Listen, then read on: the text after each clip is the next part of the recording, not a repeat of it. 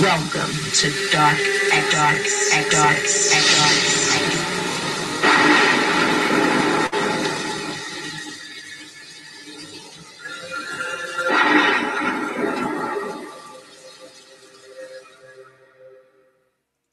Open your mind. Dark incidents.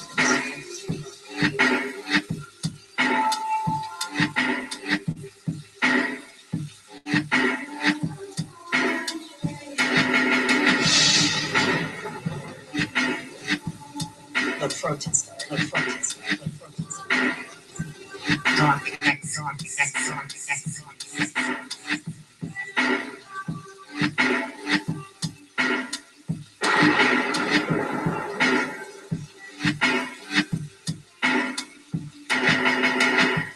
Open your mind.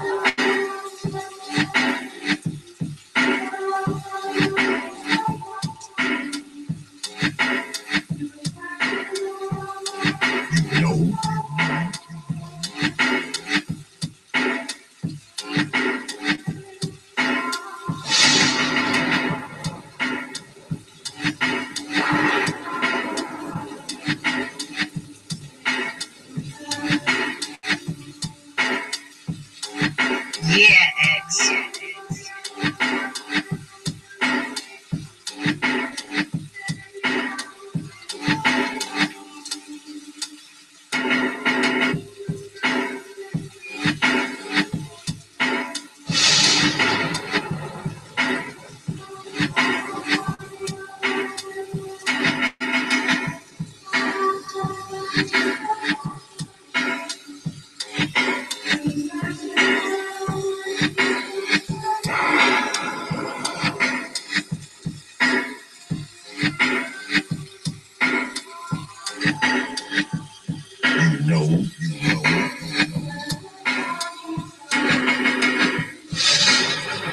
Dark incidents.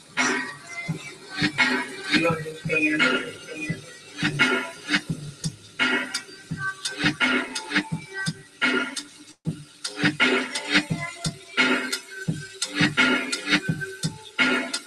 Yeah, X.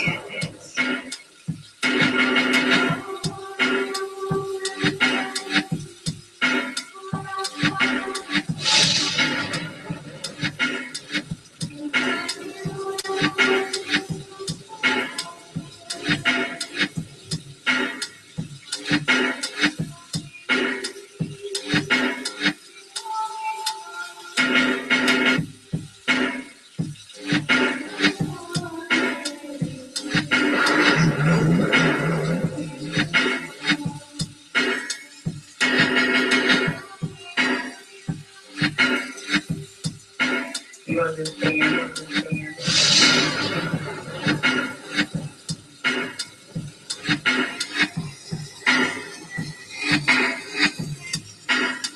Open your mind.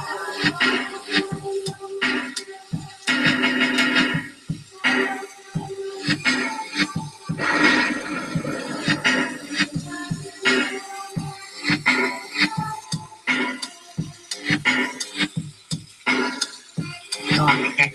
Yeah,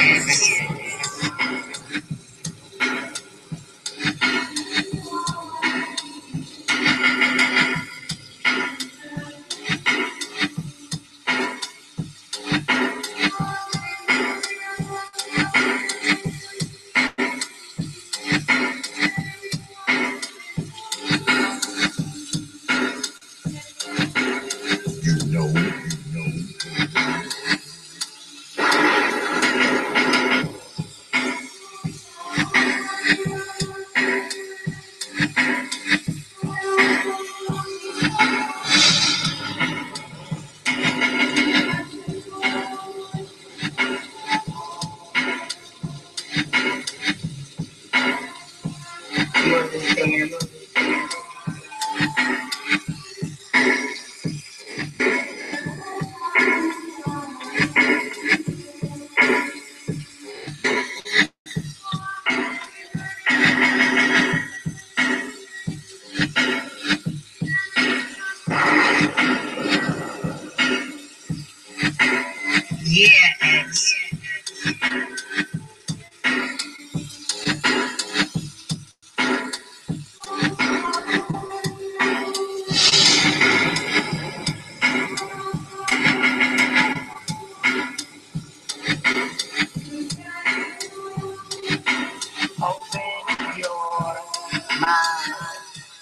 dark exodus. Peace, folks, and welcome back to another edition of the Popular Thought Series right here on the old TPOT YouTube page. I'm your host, X, of course, but you knew that already. That's why you are here. Tonight, of course, DXL, Dark X Live, and tonight we will be talking about to be or not to be hood. So this ought to be a wild one. Of course, I have rounded up some of the usual suspects as I normally do on a Thursday night. What's good, Judge Dre, Lady Azula, Simply, I see you up there. Yeah, tonight, rounding up some of the usual suspects as normal, and we're gonna chop it up a little bit about this here. Because one thing about us, but before I get started, as always, I have to thank my contributors and my supporters and my subscribers. I can't say this enough, man. I'm overwhelmed with how you folks support this channel. And I don't just say this to kiss up to you or kiss your butts. All right. Because y'all know, if y'all been following me a while, y'all know that's not what I do. But I mean, y'all have really supported this channel. This channel is growing at a tremendous rate. And like I said, I mean, I can't believe how y'all support me, man. I mean, y'all still support me, even though, because y'all know my super chats is down, right? And yeah, my super chat's down for 30 days. So I know some of y'all like to hit that super chat button and talk shit, but you can't do that anymore because YouTube and took the shit away.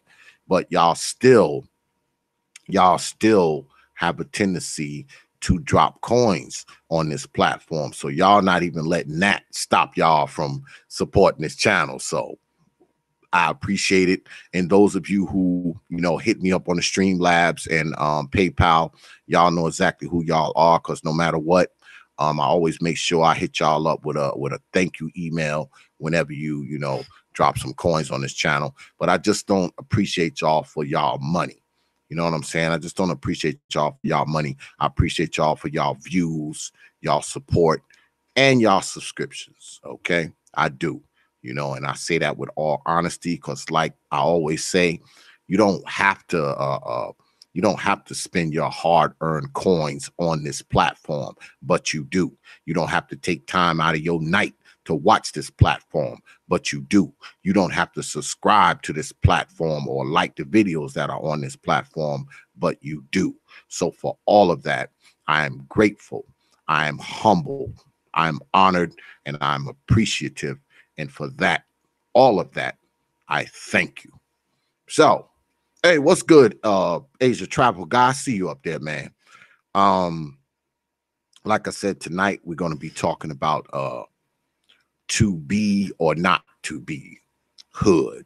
Because, us black folks, we have a tendency to, we can bring hood into things where hood isn't really necessary. I don't want to say proper, because that's what a lot of people say. Oh, it's not proper. So I don't want to say proper, but I think that oftentimes as black folks, we have a tendency to not know how to turn that shit off sometimes. Now, I don't expect everybody to walk around, speaking the King's English. That's not what I expect, and you're not going to get that from most people, especially if you're down in the hood. If you see somebody speaking the King English, they already, calling him a white boy, calling him a coon and all those kind of nonsense. So you're probably not going to see many people in the hood speaking the King's English. Of course, there's going to be some, but you're not going to see that many people.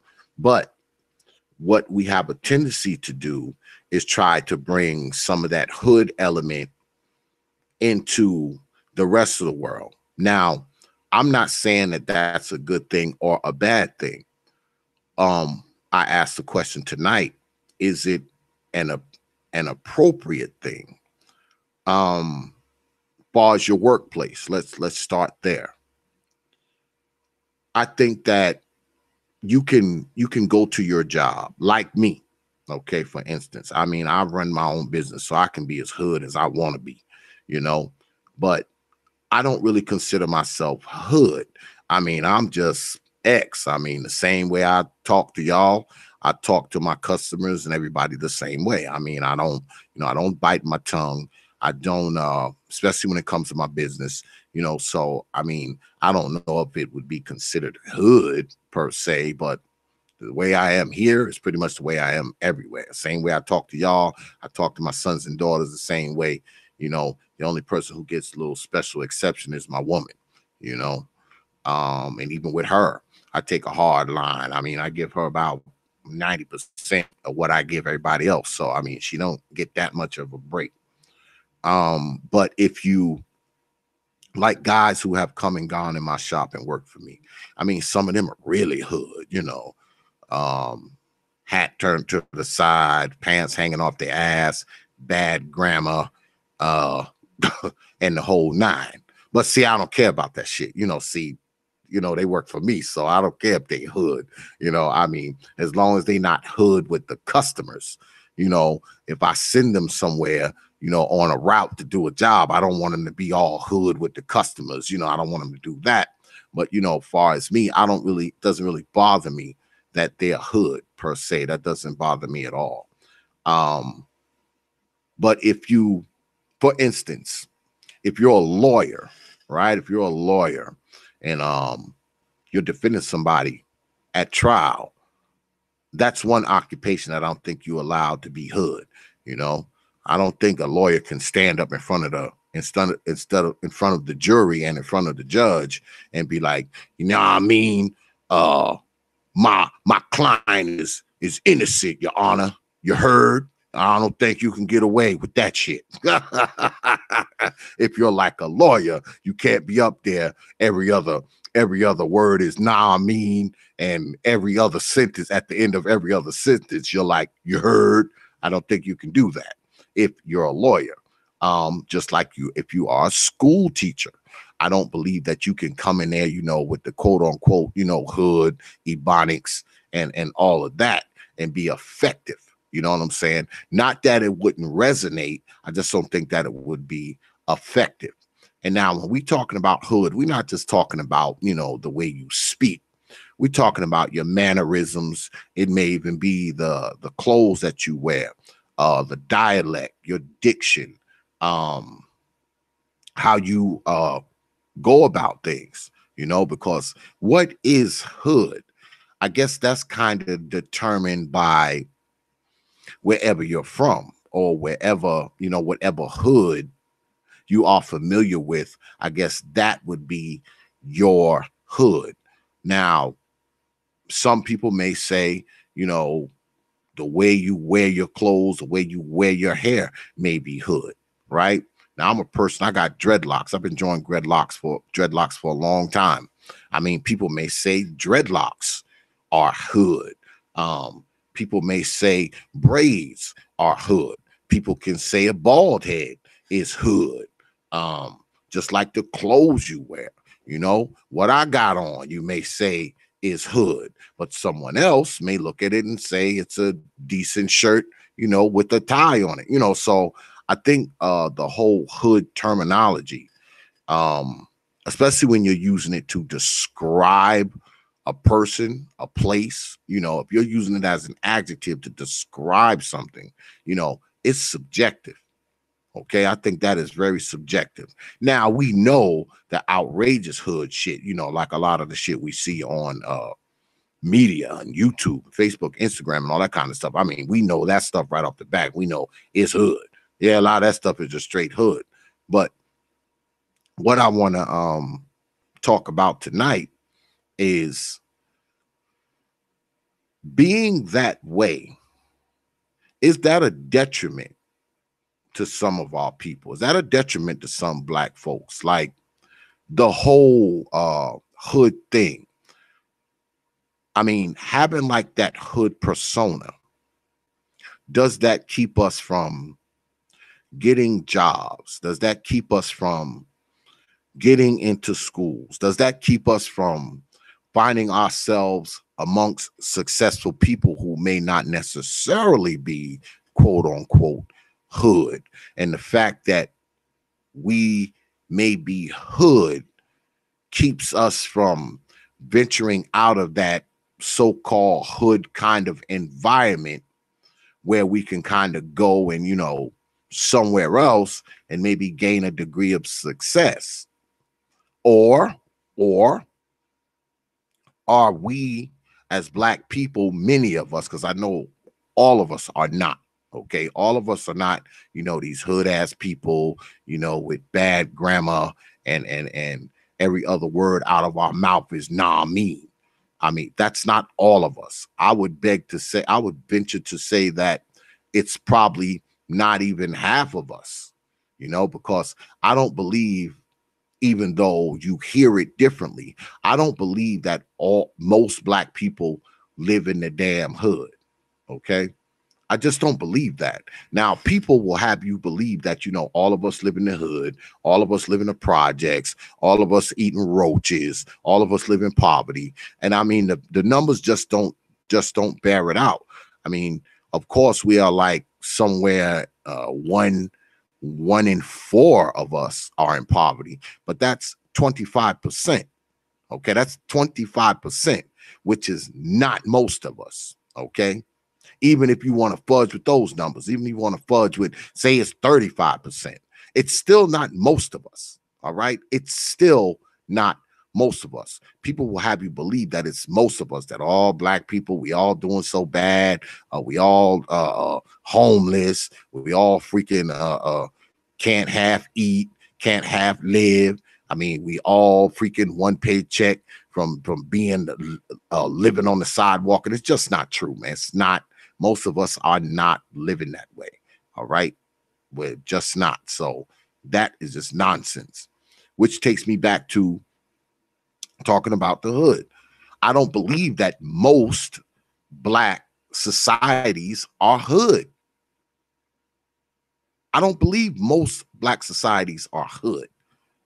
Most Black societies are not tenement buildings and project houses and ran down cul-de-sacs that used to be owned by white folks. That's not most of us, man. That's not most of us. What's good, LMP? I see you up there.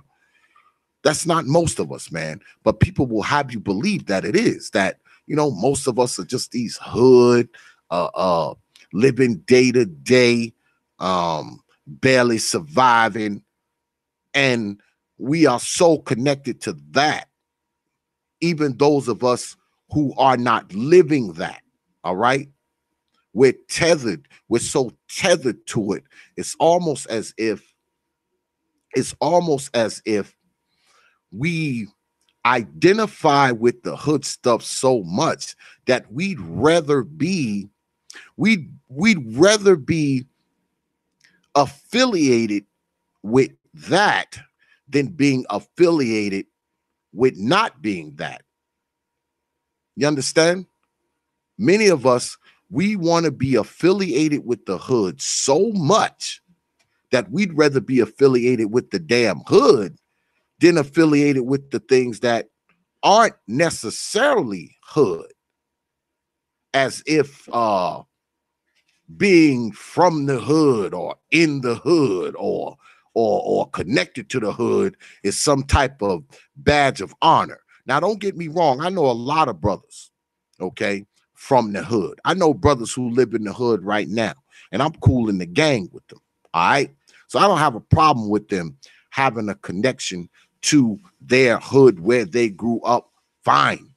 But I don't think it's necessary for me to have said connection to said hood to validate my damn Blackness. It's almost as if you don't have some type of hood element in your speech, some type of hood element in your dress, some type of hood element in how you function, it's like people are ready to take your Black card, which I think is totally and utterly ridiculous.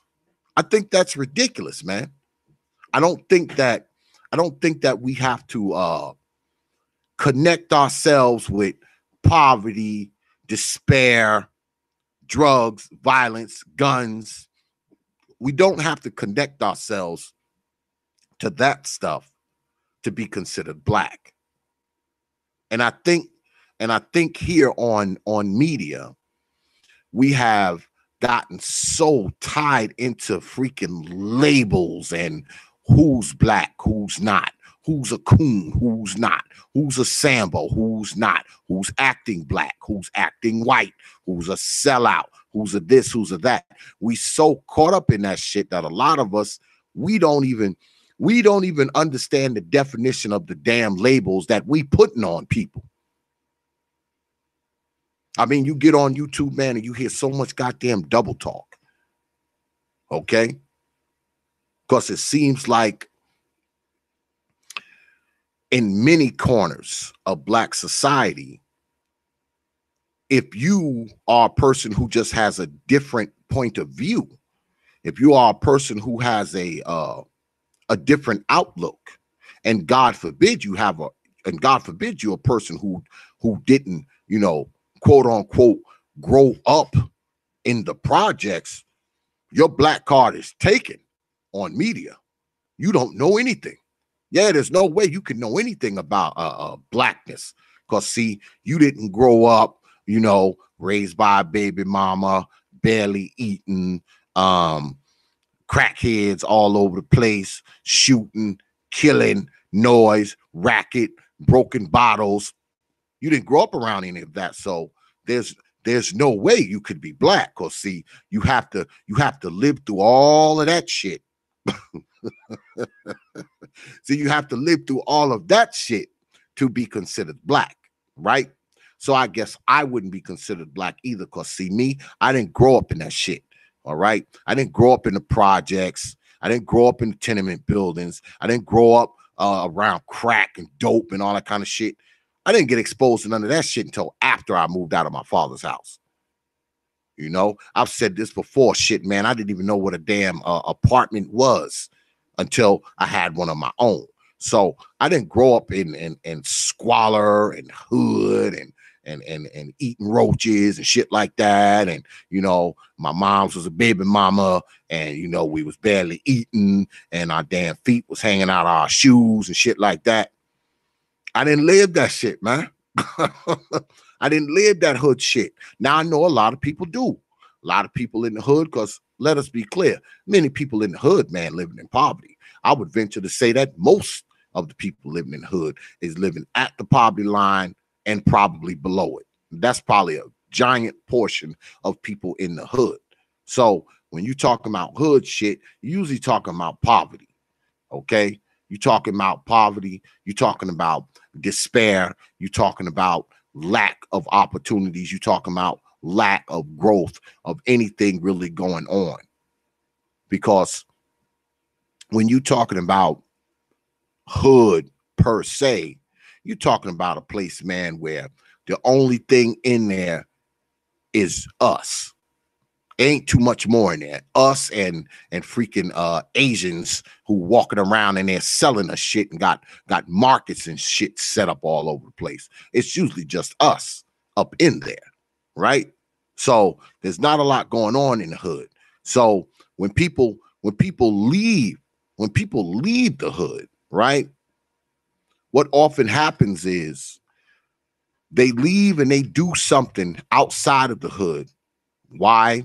Because whatever was going on in the hood couldn't perpetuate what they wanted to do. You understand? Most people who leave the hood, they leave the hood because there's no opportunities in there. Because I'm a true believer that if there was a lot of opportunities in the hood, the brothers who are ambitious and have ability and desire and interest who leave out of there, they wouldn't leave if there was some type of opportunities there. Now you hear people always talk about what people should be doing for the hood. Fine. What can anyone possibly do for anything or anyone or anywhere in the hood if they don't first have some type of resources, some type of knowledge, some type of understanding of what the needs are in said hood, in said place. I mean, you can't, it's hard for a person to say, well, I'm going to build up the hood. This is what I'm going to do with my life, especially a person who has no job, unless there's a job in the hood that's paying decent. A person who has no place to live, unless there's somewhere in the hood they can live. You understand where I'm going with this? Like, we expect people to stay in the hood, people who truly have made it up in their mind that there is no opportunity for them in the hood. This is why they left. So why are you making them, why do you want them to stay in the hood? Obviously, they left because there was no opportunity there for them. And it's probably no opportunity there for you. Just that your ass stuck there. All right. But why would you want them to stay in a place where there's no opportunity for them? What, in the name of blackness? That's why. And after they leave the hood and make something out of themselves, I don't even know if it's even fair or reasonable to ask them to come back to the hood, especially when people say give back. Because see, when you say give back, that means that you've gotten something, okay, before that. Now, if you left the hood because there wasn't shit in the hood, now that you're out of the hood, what would you possibly give back? That's implying that the hood actually gave you something. If you say, oh, you need to give back, most of the people who left the hood, they never got shit out of it in the first place. They never got anything out of the hood. So what are you trying to make them give back? Give back what? Now, you can tell them to chip in. To me, that would make more sense because you're not giving back anything. You left the goddamn hood because the hood had nothing for you. You understand? You understand? Now, I know people will get pissed when I say these things tonight. I know they'll get pissed. I know they'll be like, oh man, I can't believe X is saying this. Believe it, man, because that's the reality. We all know that it ain't shit in the hood for nobody. Okay, there's a very small number of people who can actually make something happen in the hood. Okay, in most hoods, there's no jobs, there's no opportunity. The schools are shit. Okay, most of them. I mean, what you gonna do? Work at the bodega? What you gonna do? Work at the Asian corner store? What you gonna do? Work at the Asian liquor store? I mean, this is what we have. All right. And if you find yourself in an occupation where you making decent money, where you have to leave out of the hood to go work it, it's just a matter of time. It's just a matter of time before you're like, wait a minute, I'm making all this money. Why the hell am I still living in this little ass apartment? Why don't I have me a condo over there where I work at? I mean, it's just a matter of time. Okay. Now, don't get me wrong. I know some people, I know some people who make a decent living and they still choose to reside in the hood for some reason. I guess that's their comfort zone. But trust me, there's not a lot of them. Most people, if they start making a decent wage at their job and they're living in some damn ran down building, they're not going to continue living in that ran down building. Okay. Especially if anybody who's making, it doesn't even have to be a lot. It could be like 40 grand. You making 40 grand a year. You are not going to stay in that ran down freaking building. You're just not. You're not going to stay. Why would you? You don't have to. You don't have to. I mean, anybody can afford to live in the hood. I mean, it's not like, you know, the hood is some of the cheapest goddamn, like it, right here where I'm at. I mean, shit, you can get you a damn 3-bedroom house for probably like $400 a month. But guess what? It'll be in the middle of the worst, the worst elements you can imagine. Negroes walking up and down the street shooting, selling dope, hoes walking the street. Now, you got this big old 3-bedroom house that you only pay $400 for a month. But guess what? You got to have 99 locks on the door. You got to have 4 different alarm systems, and you need 3 or 4 Rottweilers inside a gated electrified fence just so your shit'll be safe. You be living cheap as hell. But boy, every night, you have to check all your damn alarm sensors and your systems and your cameras and all that kind of bullshit. If you want that little if you only want to be paying like $300 a month down here, all right?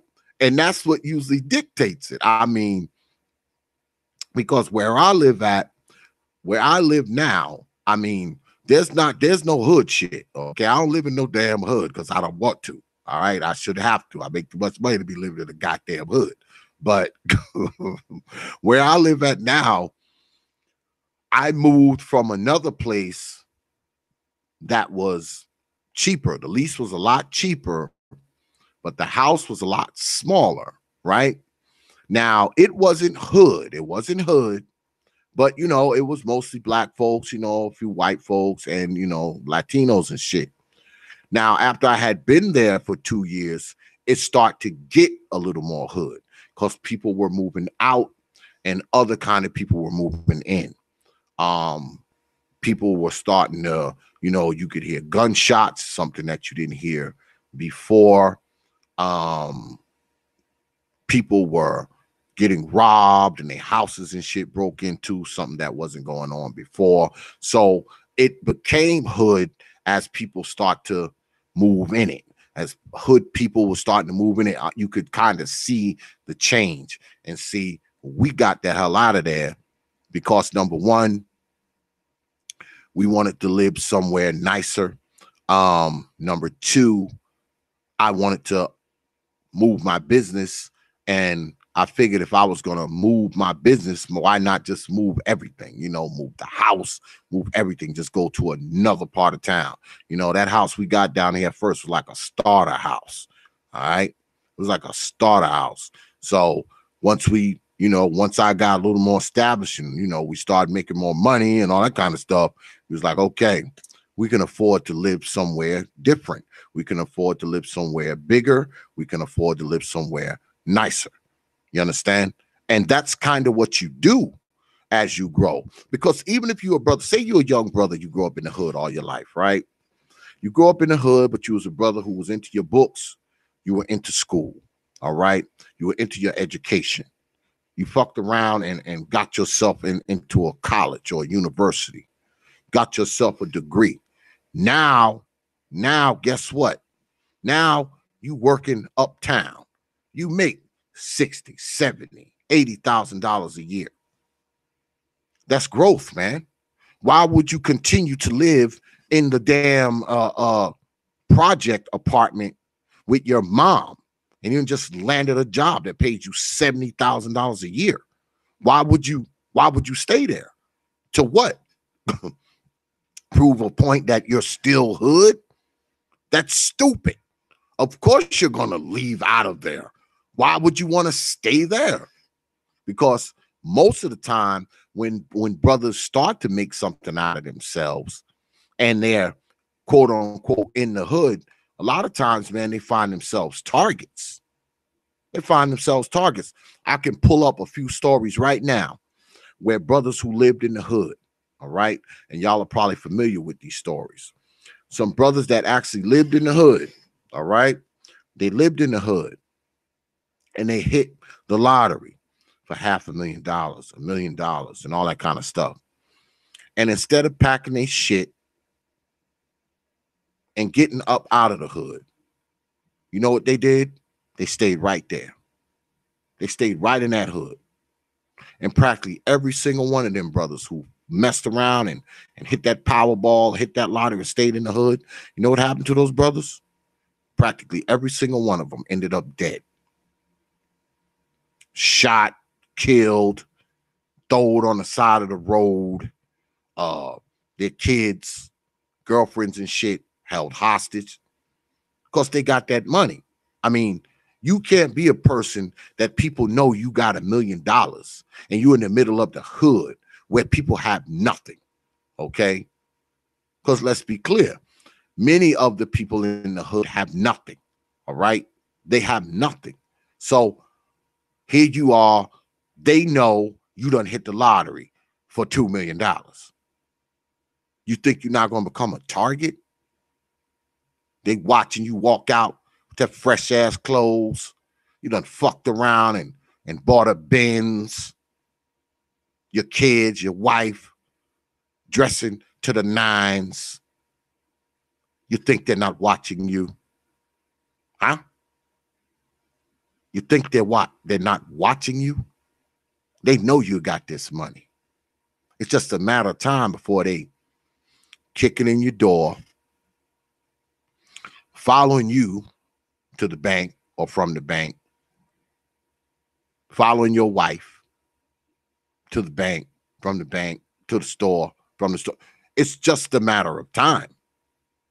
So I would tell brothers right off the rip, like, hey, I ain't mad at you, man, for getting out the hood, especially if you're making some money.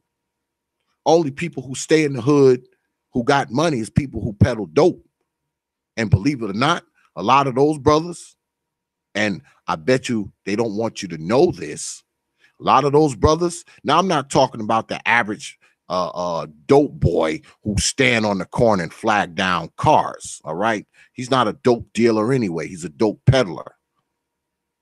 He peddles dope to people who use.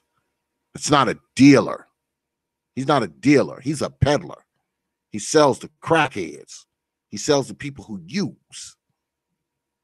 Now, the dealer, he usually sells to lower tier peddlers. You understand? That's a drug dealer. A drug dealer don't sell to crackheads. He don't sell to users. No, he sells to other people who peddle. You understand? Y'all understand that, right? If a person is one of those dope boys who stand on the corner and flag down cars, that ain't no dealer, man. He's just a peddler. He peddles dope. He ain't dealing it. The dealer is the one with the money. He's at the top because see what he does is he sells his wares or gives his wares on consignment to people who peddle. Got it? So the dope dealers, many of them don't even live in the hood.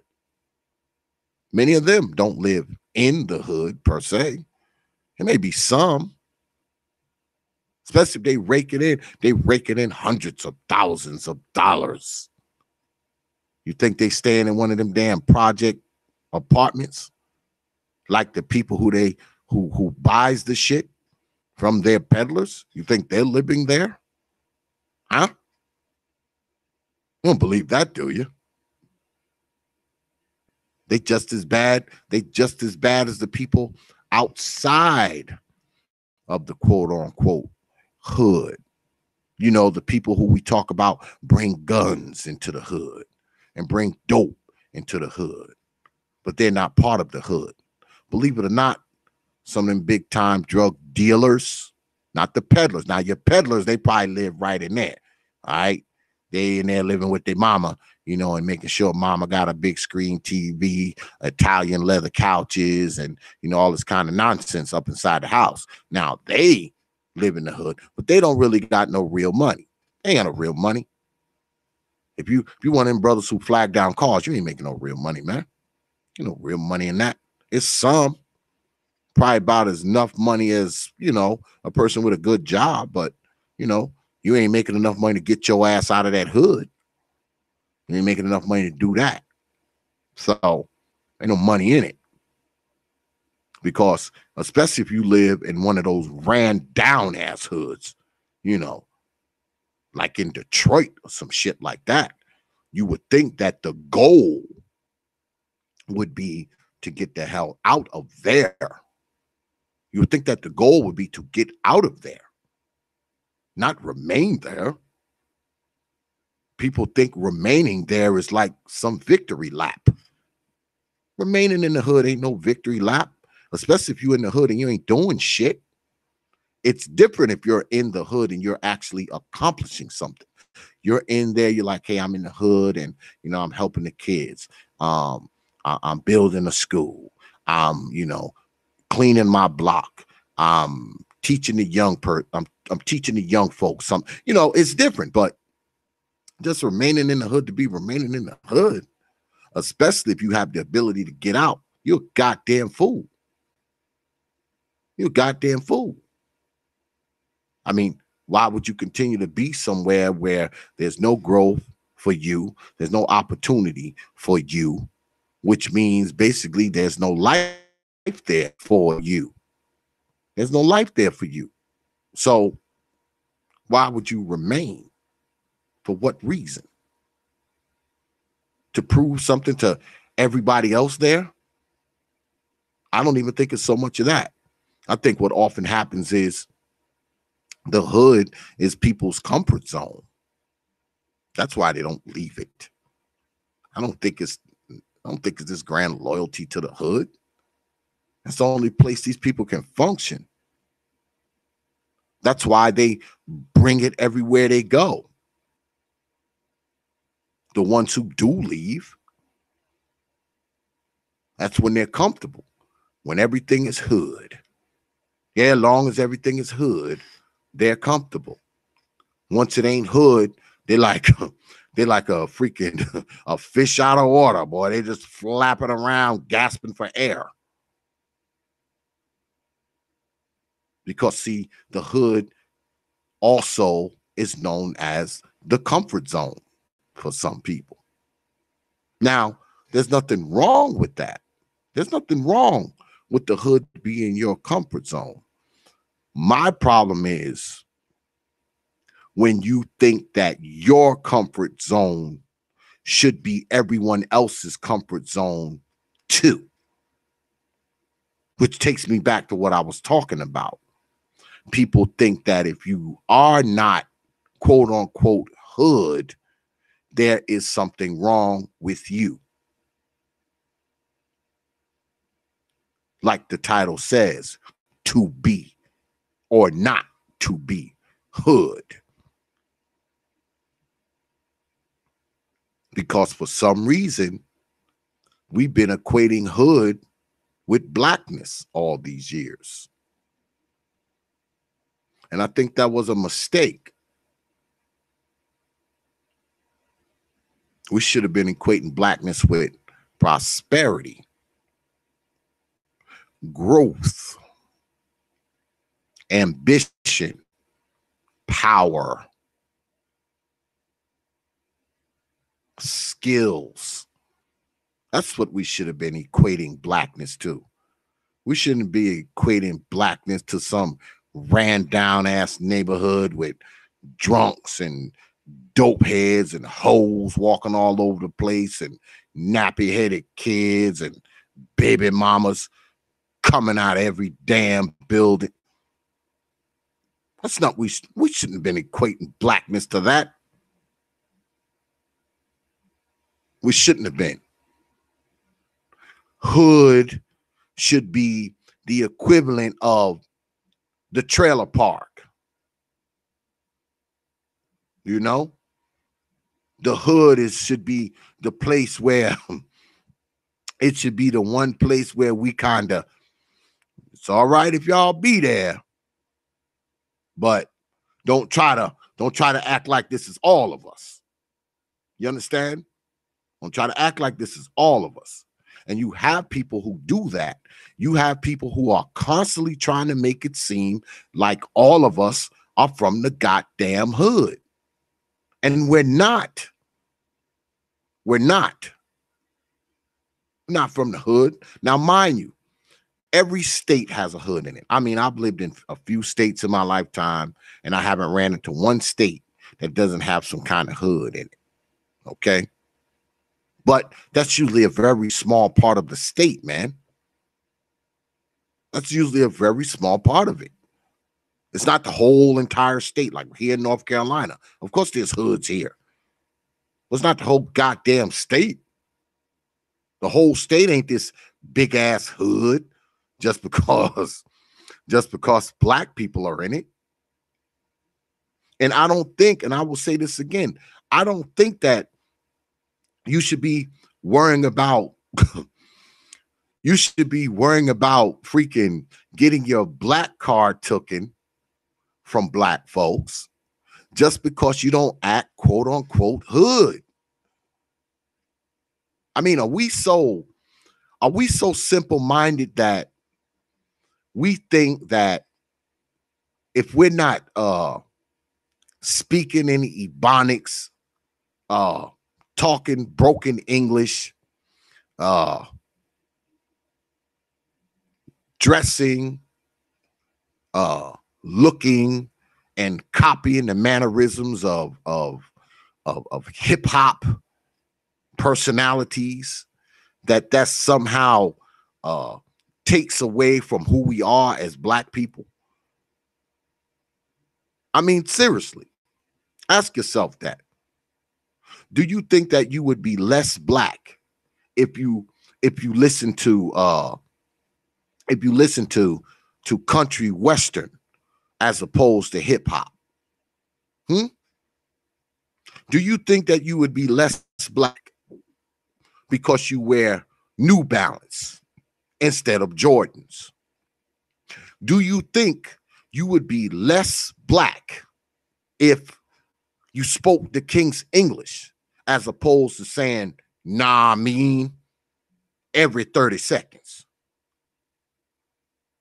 Do you think that you would be less black if you had decent, honest, worthy women around you as opposed to the old ratchet hood hoes?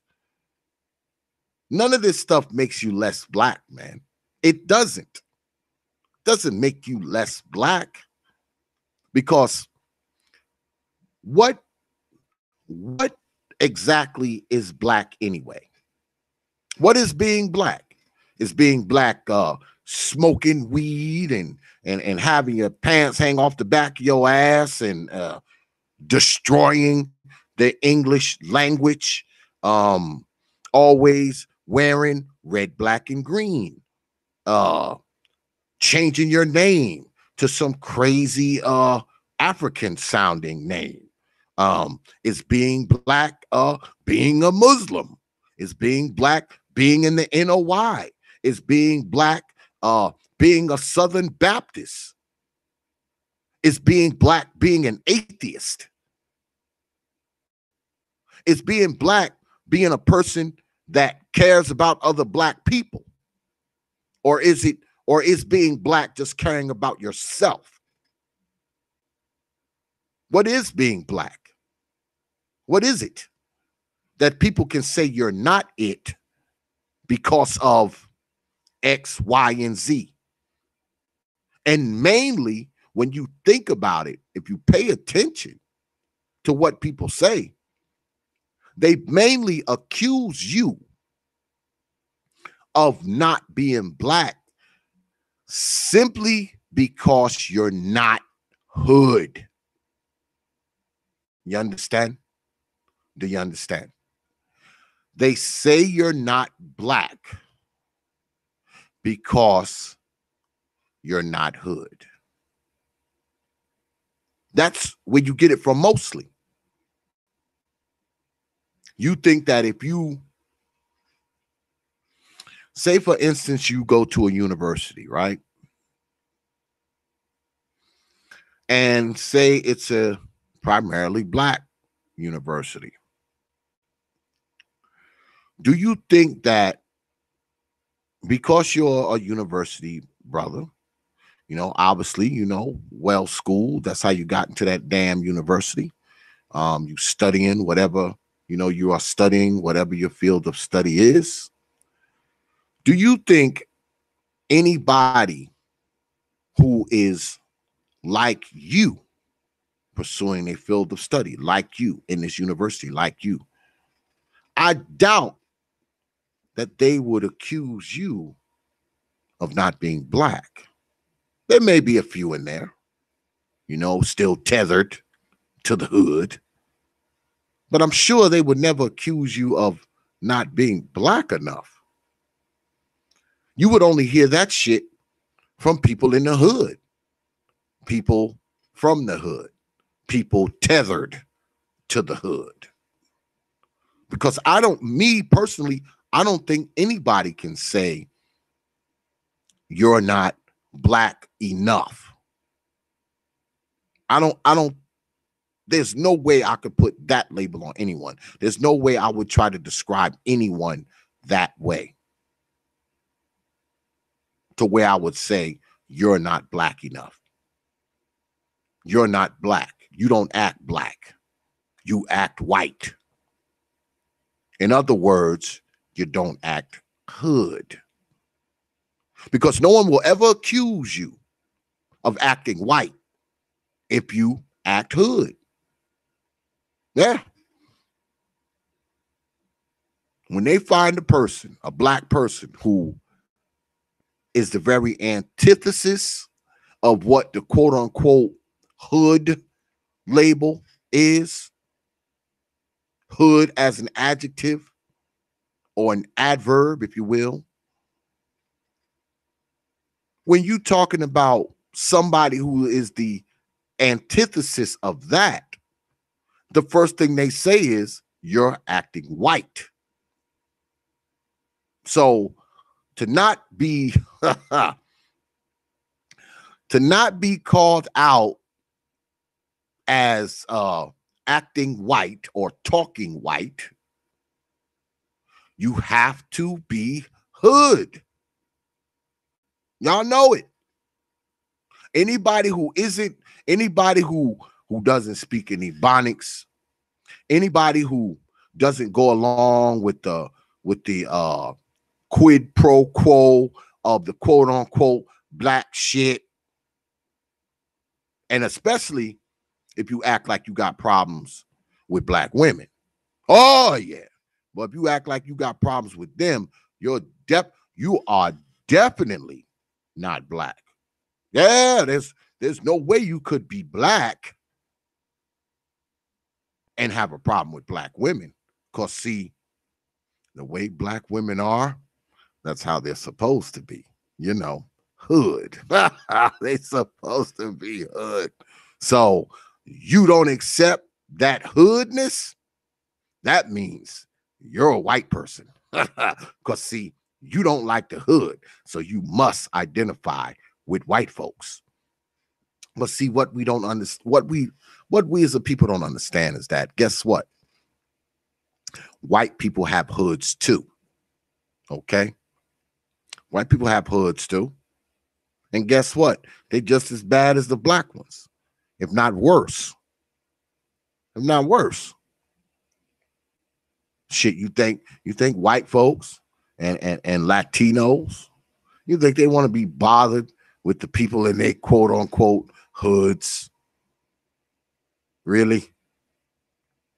Seem like we the only people who want to connect ourselves to the hood and describe people based on their connection to the hood. It's the stupidest thing I've ever heard. Because I say again, most of us don't live in no damn hood. We just don't. And we got the people who identify with it more, the people who come from it more, the people who think it's this black freaking reservation think they own it. We got these people shouting the loudest about who we are as a people, as if that's all we are. Now, mind you, black folks in the hood, guess what? They're just as black as the rest of us. They're just as black as the people who are not living in the hood. And I would never try to define blackness my way, your way, as opposed to the people in the hood way. I would never do that. I don't think I'm more blacker than anyone because I don't live in the hood. I don't think I'm more blacker than anyone because I don't think I'm blacker than a brother who works in academia because see, he's one of those white collar college guys and I'm just a greasy mechanic. I don't think I'm blacker than him because he's got a better job than me or he makes more money than me, because that doesn't dictate blackness. Blackness is whatever you interpret to be. You as a black person, don't let people label you with this hood shit that you got to have some hood shit with you just to be considered black. Don't let people saddle you with that shit, man. Don't let them do it. You as a black man, you get to dictate your blackness. To you, blackness may be eating collard greens and chicken once a week. Fine. If that's what you think if that's what blackness is to you, roll with it. Blackness may mean you want to go and get 5 degrees. If that's blackness to you, roll with it. You understand? Blackness may mean to you, you want to wear your dreadlocks with freaking with toothpicks and string and yarn and your shit. You may want to wear red, black, and green yarn in your shit. If that's how you define your blackness, go ahead and define your blackness like that. All right? Define your blackness like that. Do not let other people define your blackness with this hood shit. Because see, hood don't mean black. And I think we get that caught up too. We think we're the only people, just us black folks. We're the only people who have the market on a hood. Man, every goddamn person in this country, there's hoods. There's white hoods. There's Latino hoods. All right? Trust me, they are. I've seen them. They definitely some down here. Yeah, I've seen them. They exist. So we think that we got the market on hood. So being that we have the market on hood, if you want to pass the black smell test, you need to be from the hood, you need to be about the hood, or you need to relate to the hood. That's stupid.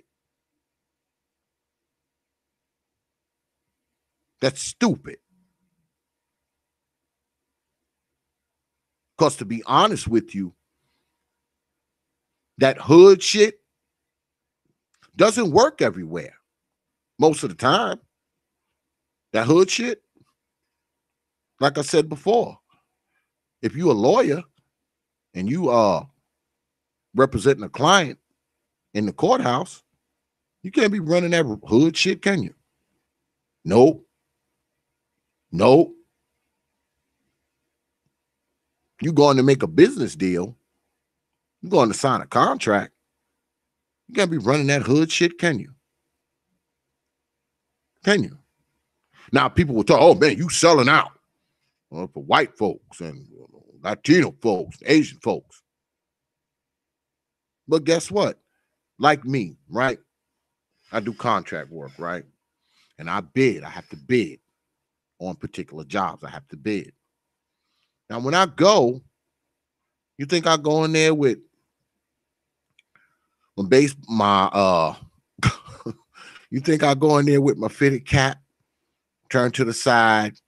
You think I go in there with you think I go in there with my Walter Payton jersey hanging down to my knees? You think I go in there with my goddamn pants hanging down to my ankles trying to bid for a contract? Of course not. Why on earth would I do that? I'd be dead in the water as soon as I walked in there. Because as soon as I walked in there, people would just be looking like, no way. This is a business owner. No way does this guy coming in here and trying to bid on a job. That's what they would say. Now, am I selling out because I dress nice? I come in there with my briefcase. I have all my documents in order, shiny shoes, tie, you know? Because, see, I want the freaking contract.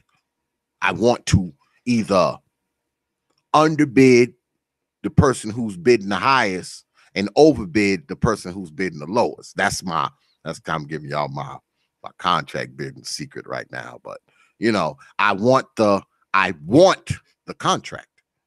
So I can't come in there looking like, you know, I just left some mumble rap party and shit.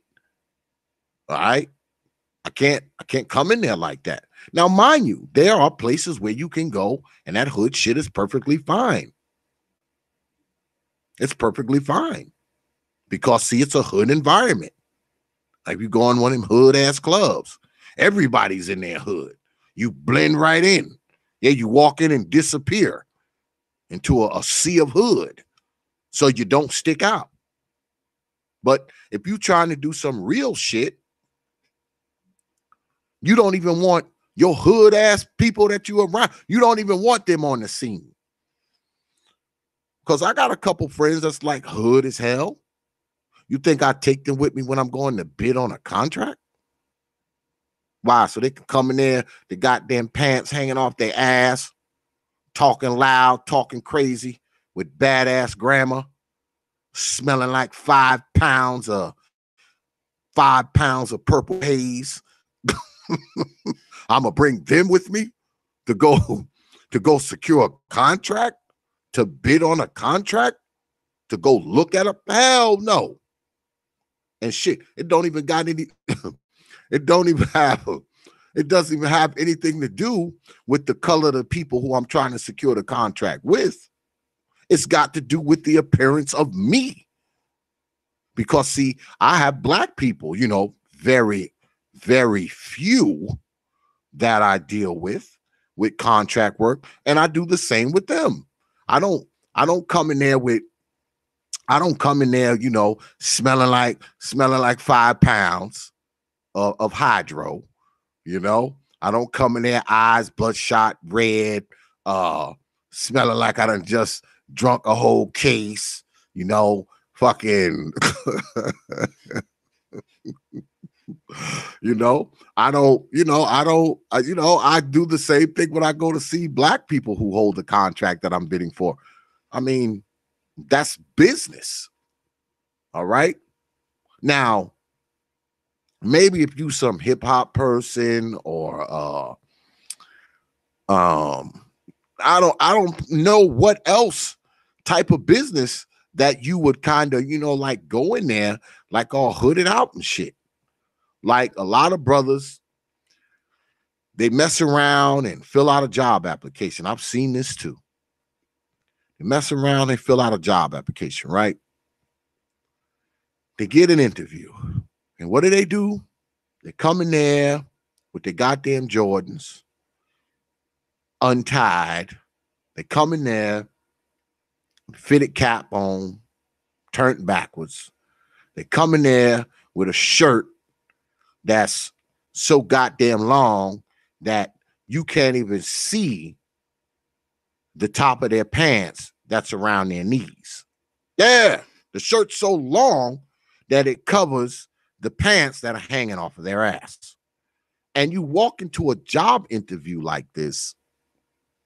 I mean, how are the people supposed to perceive you? I mean, fine, you hood. Yeah, you hood. Fine, you hood.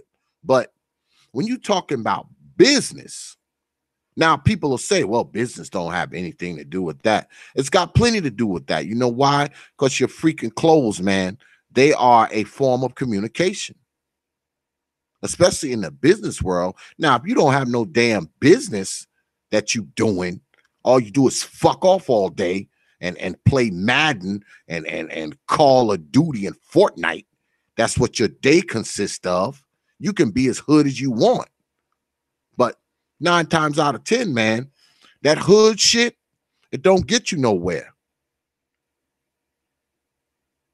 It doesn't get you anywhere. It doesn't. You see it. You see brothers who have made it out the hood and became football players, basketball players, baseball players, millions of dollars. Then they mess around and get tripped up, find themselves locked up, find some hood hoe knocked up, find themselves out of lots and lots of that money that they made. Why? Usually because they right back connected with some hood shit, hanging around hood ass dudes, hanging around hood ass hoes, doing hood nonsense, and get themselves jammed up. Because see, even though they've left the hood has never left them. And I think that's very important. Because see, when you decide to leave out of the hood also has to leave out of you. Because if it doesn't, you're gonna be right back into the bullshit. That's right. Brother Brandon, Allen Iverson, Antoine Walker. Yeah, they left the hood, but hood never left them. So they still caught up in the same old bullshit they would have been caught up in before they started playing ball. Now, don't get me wrong. I'll say again, I mean, I'm not saying that you should disparage your hood lineage. I'm not even saying that you should forget about it. But if you made it out of the hood,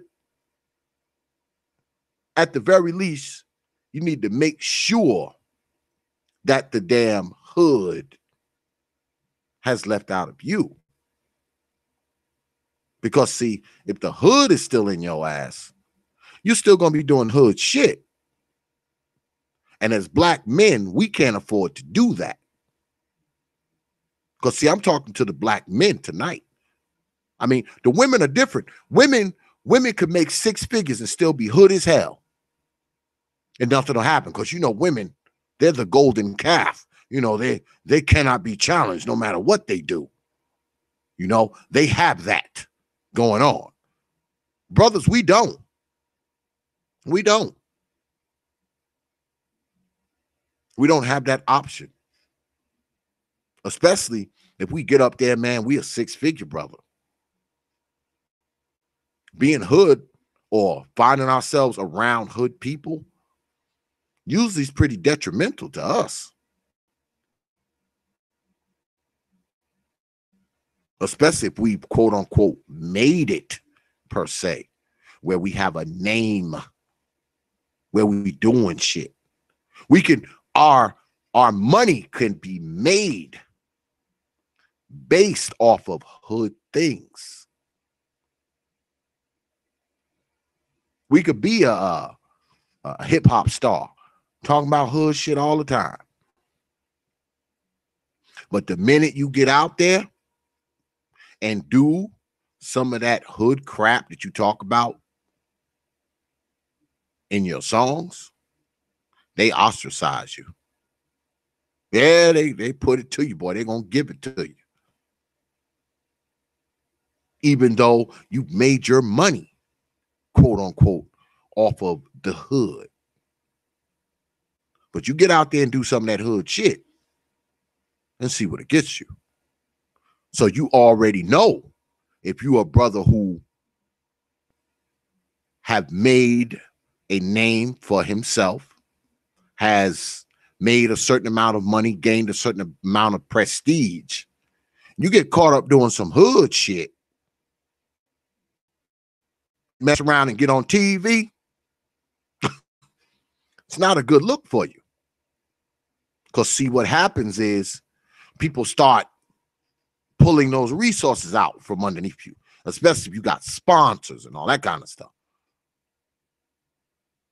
You find yourself in the midst of a wave of withdrawal. Because I'll say again, as Black men, we can't afford to do that. Yeah, we can't afford to do it. But as Black men, one thing we don't really have to do, once we find ourselves within a particular station in life, no matter who we around, whether it's white folks, Latino folks, Asian folks, if they like you, they like you. You don't have to change. You don't have to acquiesce. You don't have to, vacillate between, acting one way with them and acting another. You don't really have to do that. You're pretty much accepted for who you are. All right. That's one thing about a Black man. Once he's accepted, that's it.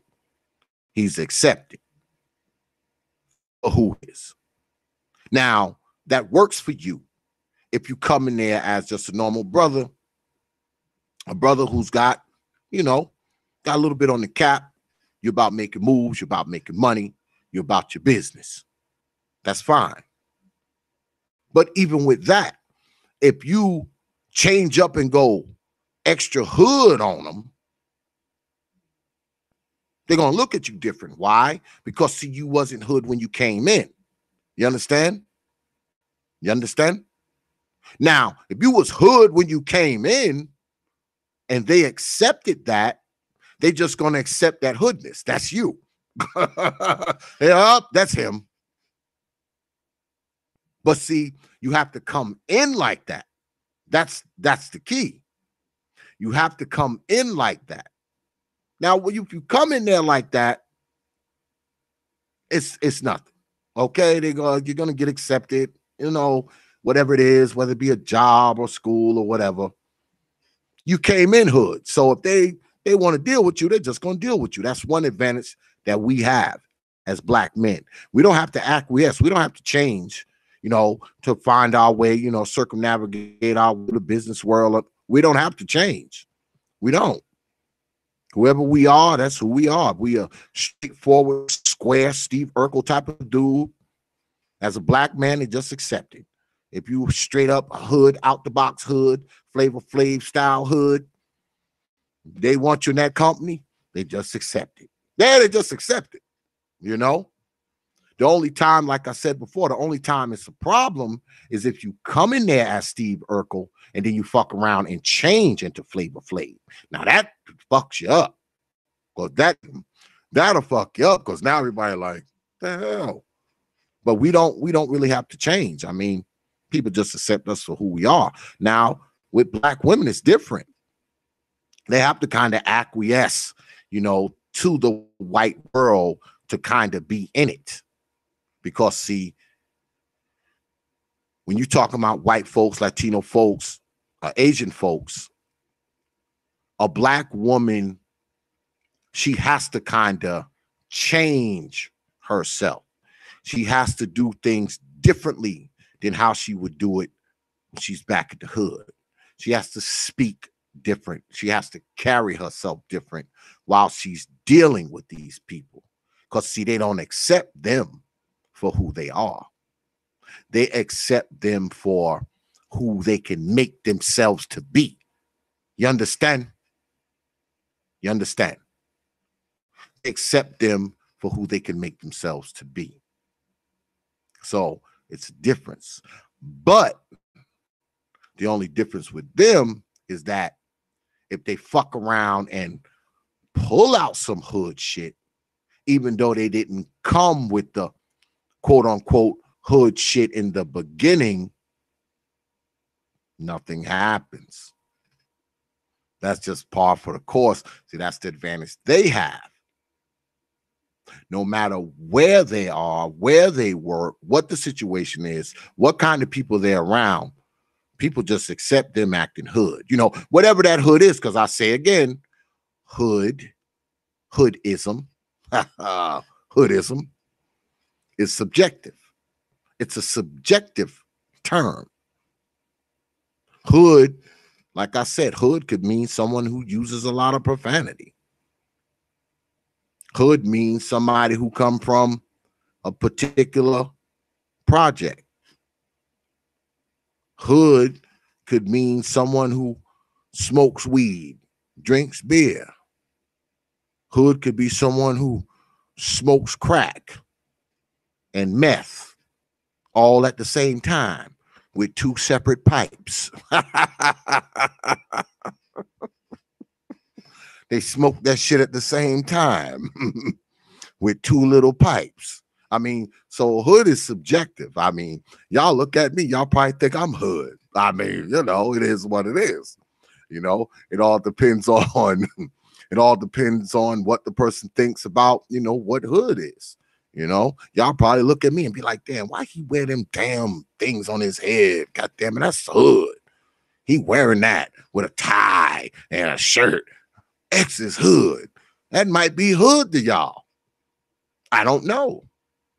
You know, I may look at the shit y'all type in the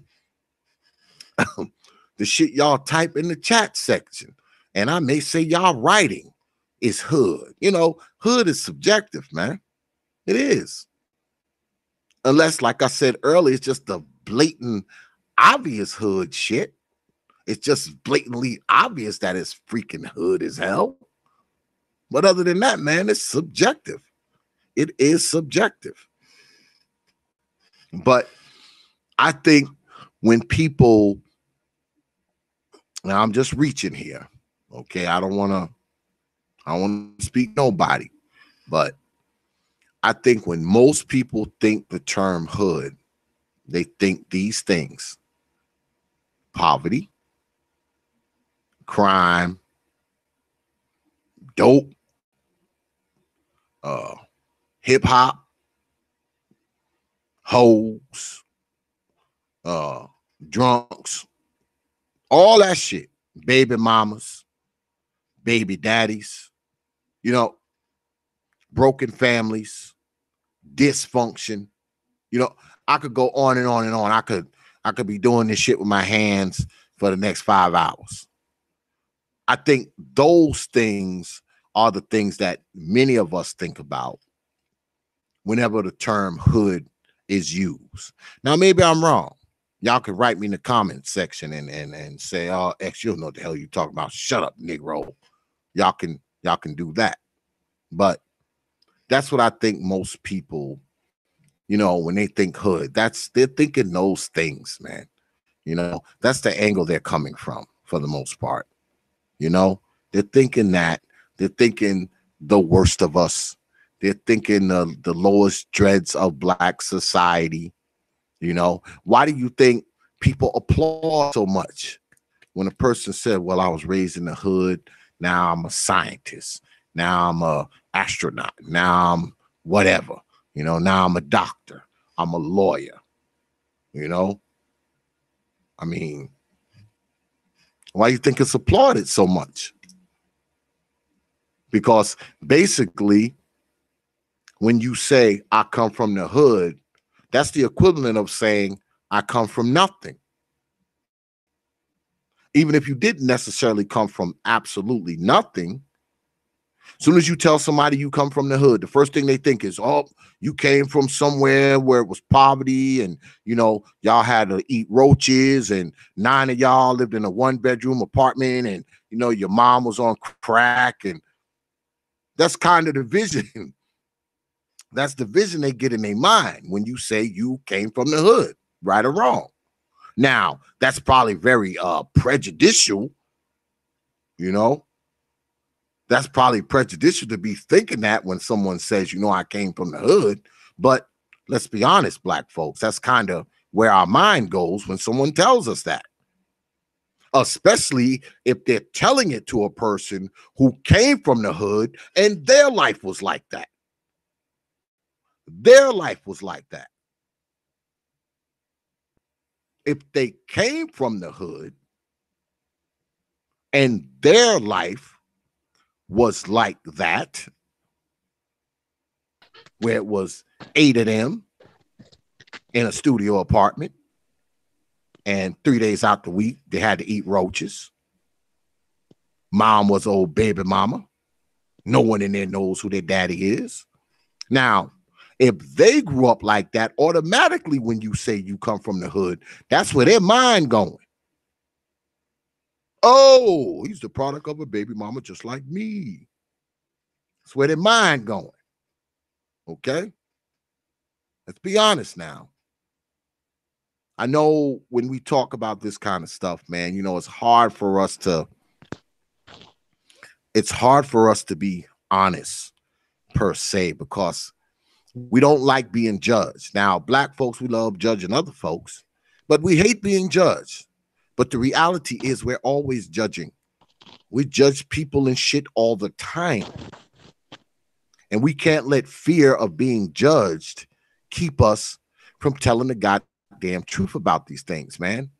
Regardless of anything else, I mean, the truth I know hurts us, but it shouldn't. The truth should heal us.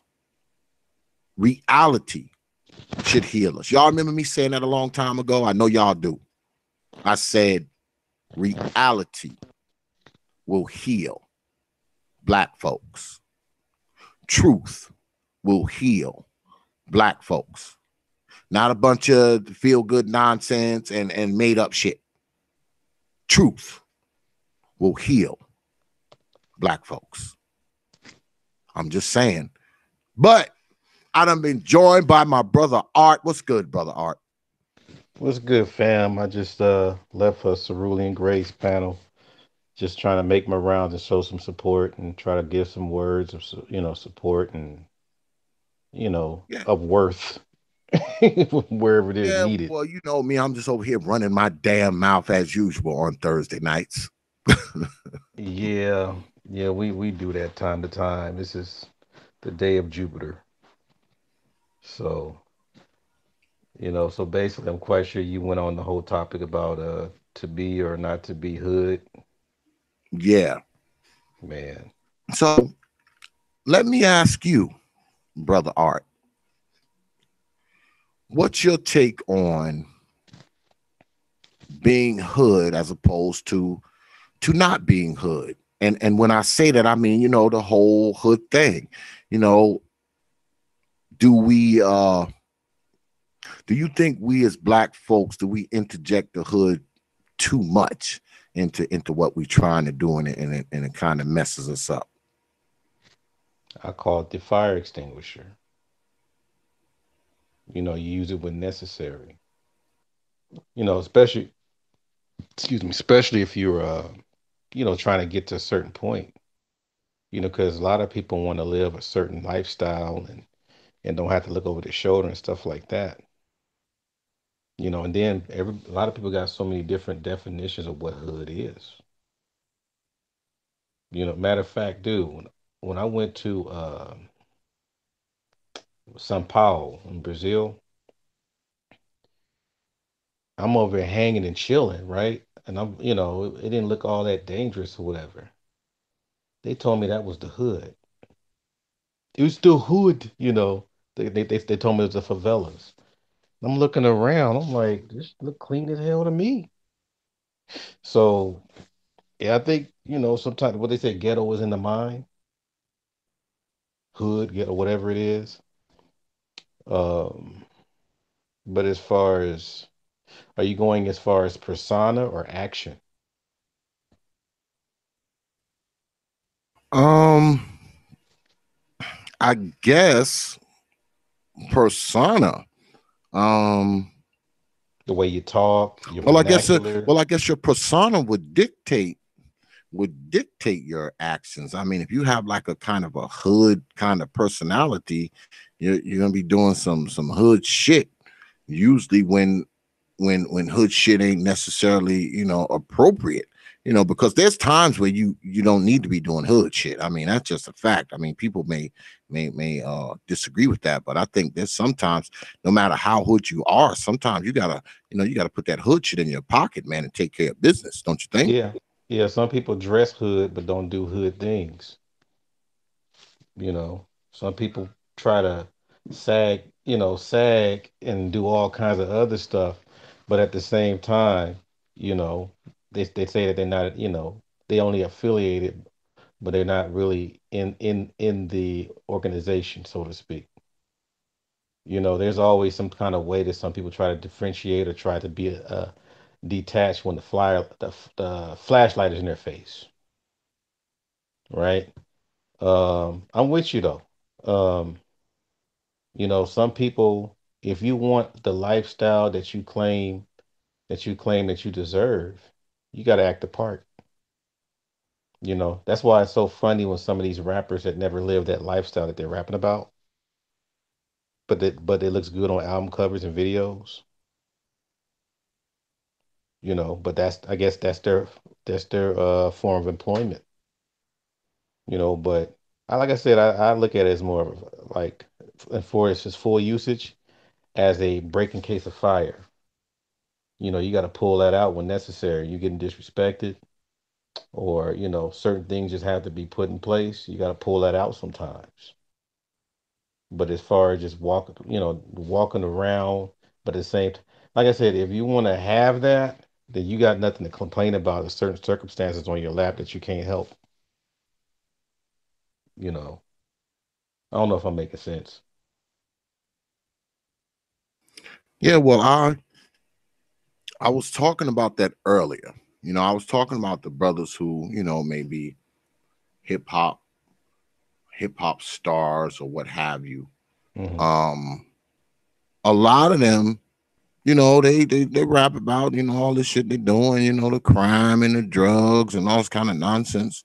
But the minute they find themselves, the minute they find themselves In the court. jammed up, it's usually when they're doing some of that same kind of hood shit.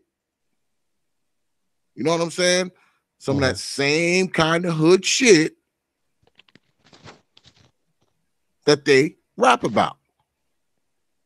The shit that they rap about, the shit that's on their album covers, they usually find themselves jammed up when they mess around and do some of the very shit that, made it so they sold 1 million records. So I say that to say this, that, it's good to,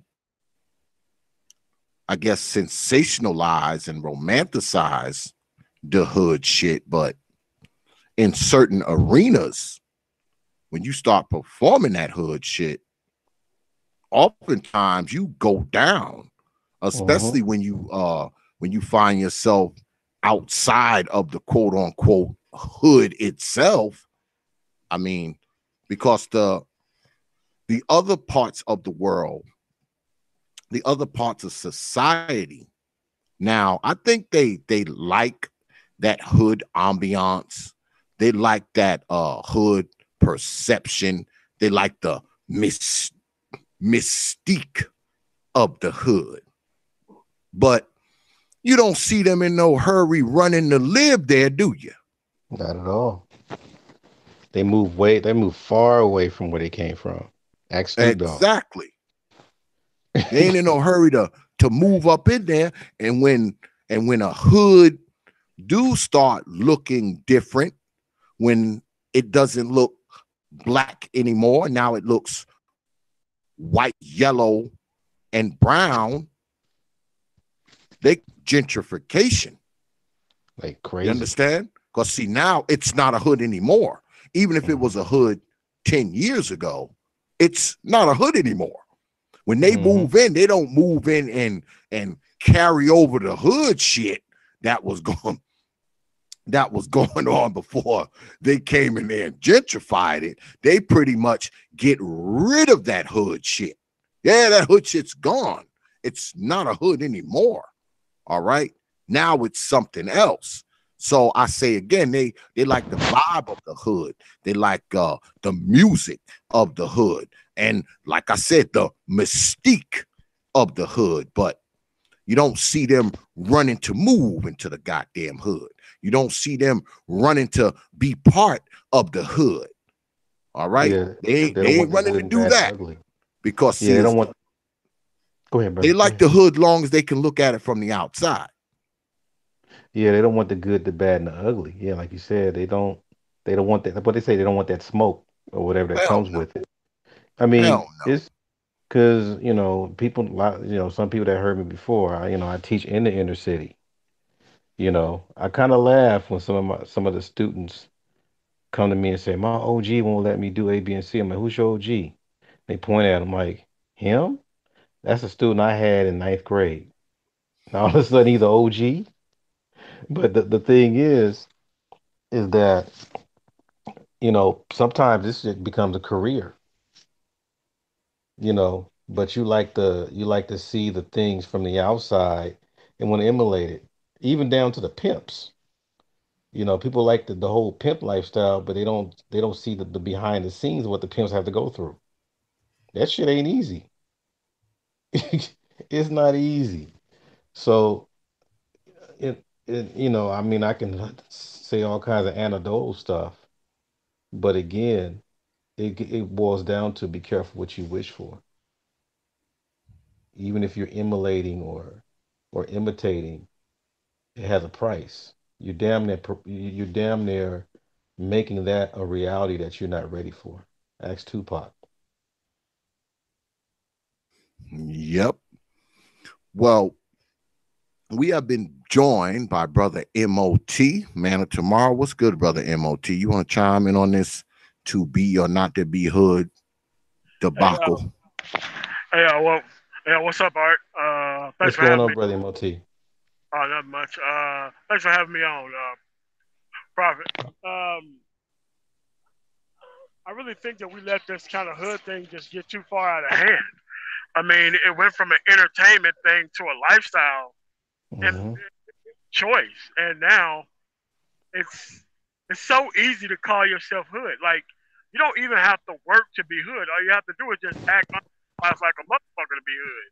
Like there is no school, no finishing school for hood. You already there based on the things that you don't want to do in life. And I just think that like like me personally, I have kids like they would never have to pick from this stuff. I'm doing like arranged marriages and all that kind of stuff. I don't want them to be picking from what's left out here. And there's really no way to protect your child from it because they're surrounded by it. It doesn't matter if you're not going to like a super private school that's kind of insular from this stuff. They're just going to associate you with it as black, no matter how far you go away from it. They're going to still associate you with the quote unquote hood. And I Hmm. really don't be liking that all the time. People like, no, because I'm in rural America a lot, and you walk into a place, all of a sudden there's some gay shit playing. I'm like, hey man, y'all really ain't got to do that shit, man. It is nice to hear, but you ain't got to like lower the, what I'm saying, the music just because I'm around, because I know you wouldn't play that shit in any other context.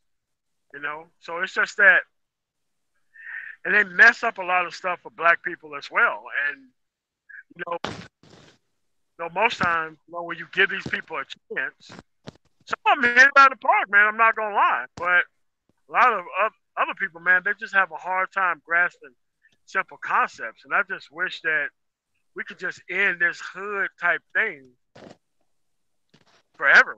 I mean, because the only people who like it are like the matriarchs. That's about it. That's so true. The Yeah. enablers of it. Oh yeah. Oh yeah. And it's like even when I was in law enforcement, man, like you would see really decent kids. They would move. One of their parents would die. They would move across the city, and they would be in a quote unquote hood, totally different environment. Kid falls into trouble. I'm like, damn. I knew that kid was on the honor roll because he was there with my nephew.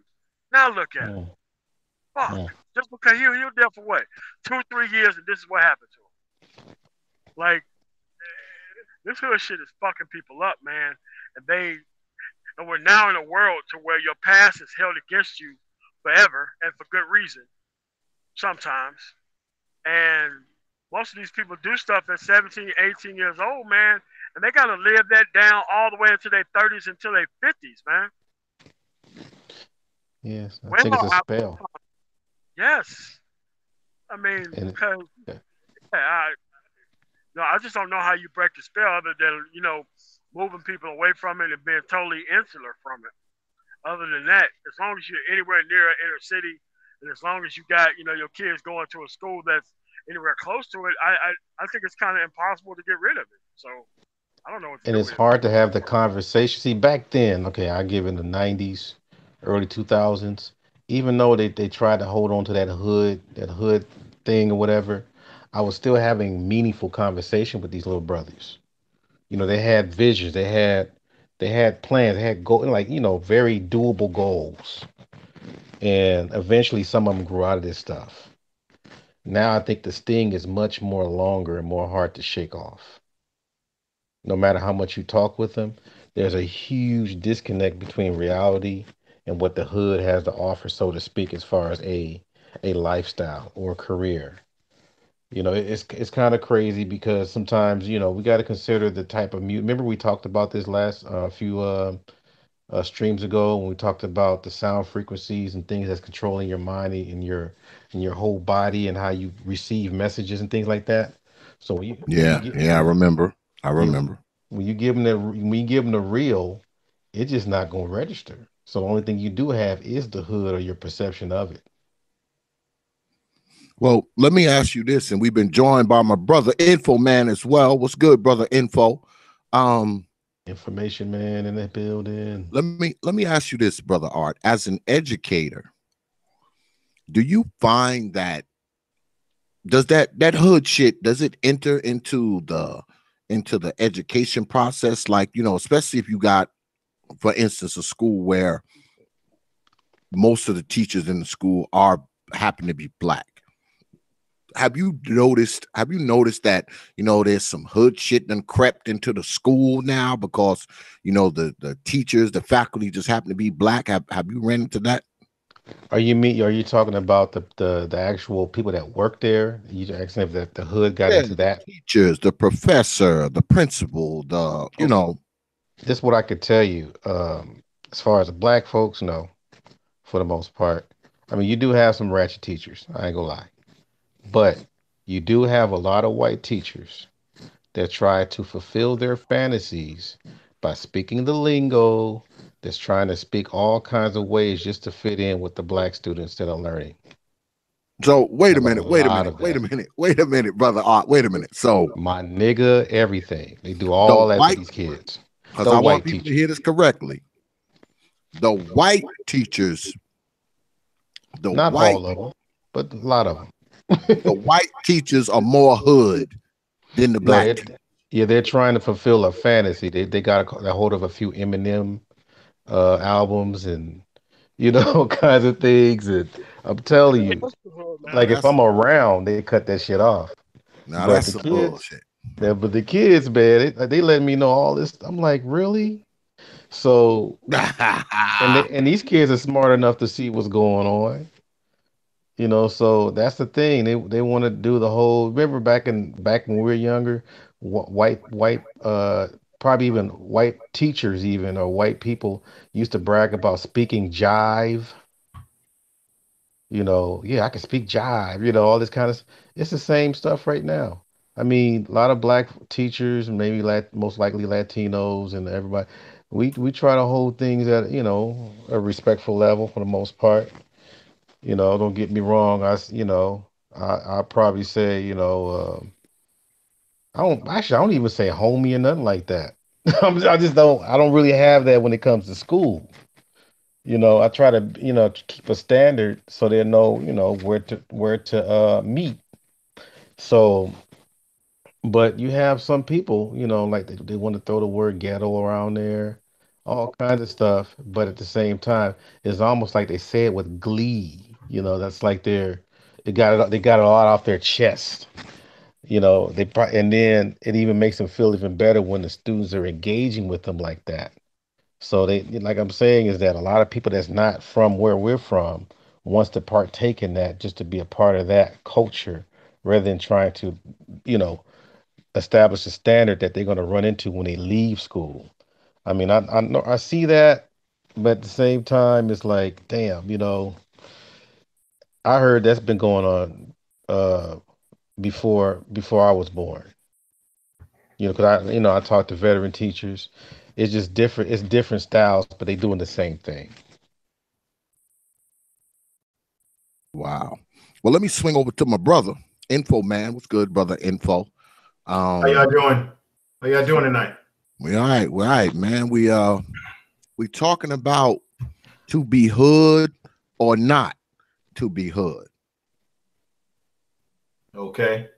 Well, let me just say this, brother. I won't be able to be on long tonight. I wanted to come through and speak on this.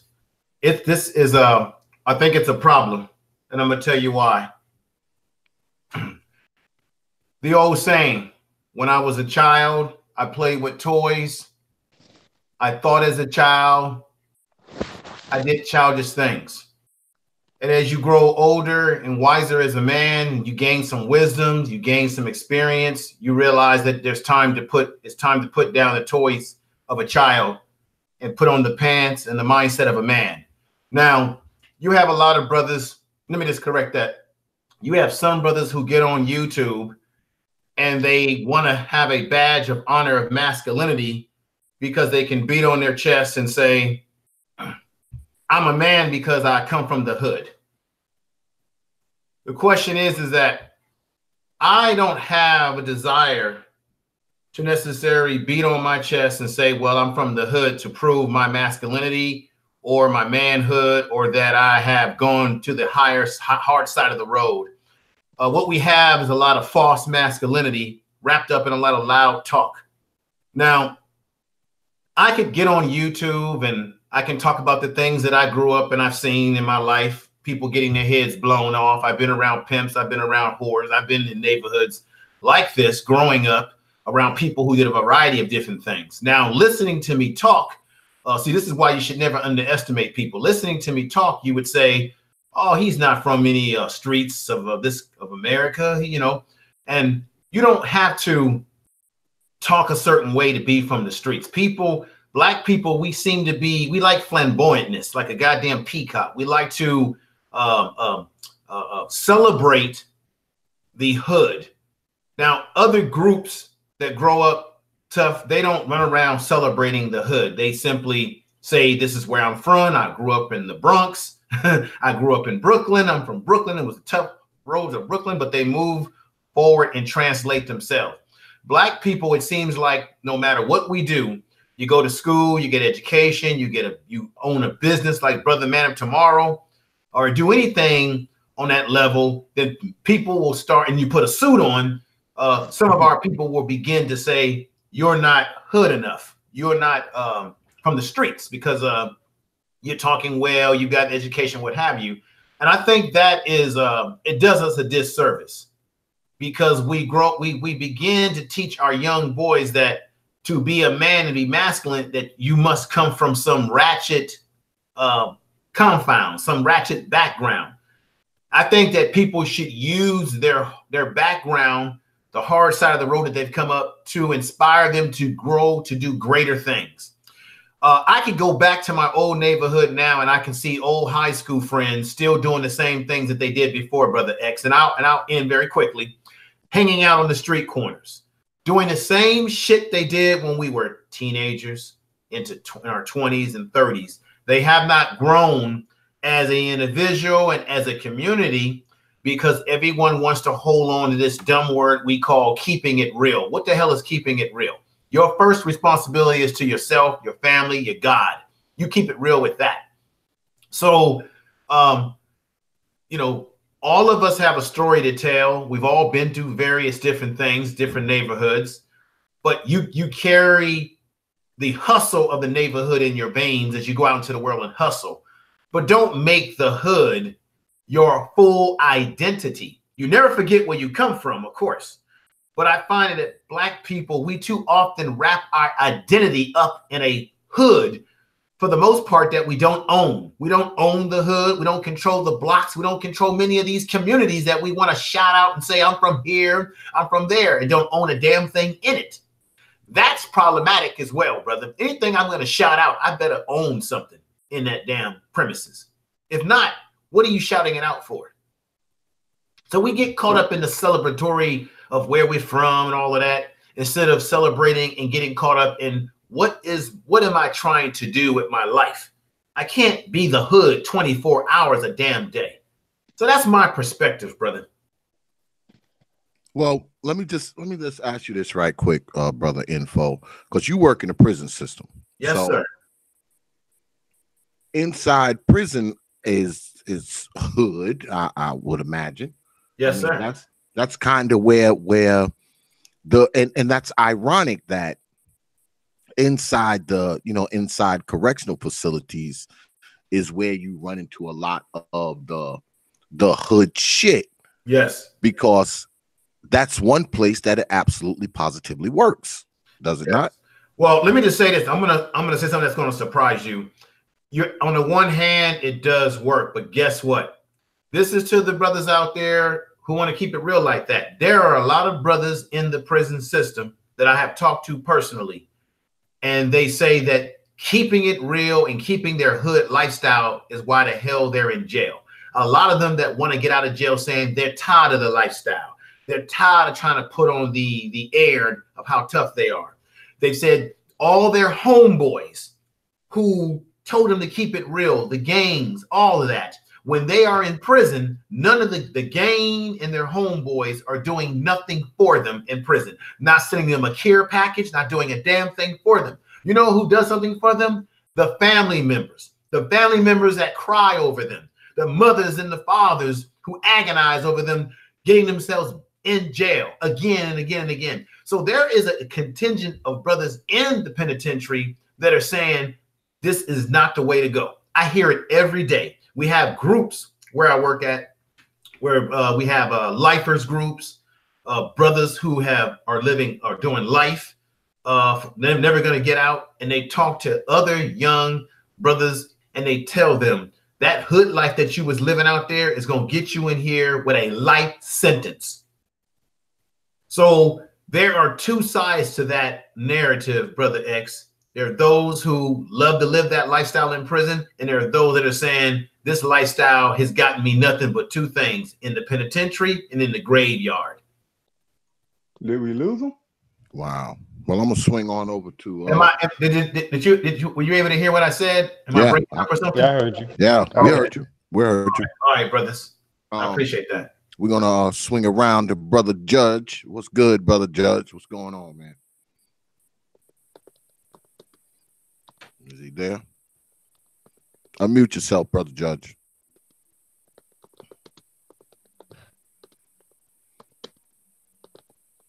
Going once, going twice, going 3 times. God damn it. Judge, are you there? Judge, are you there, brother? Well, if anybody else wanna chime in on what Brother Info just said, go right ahead.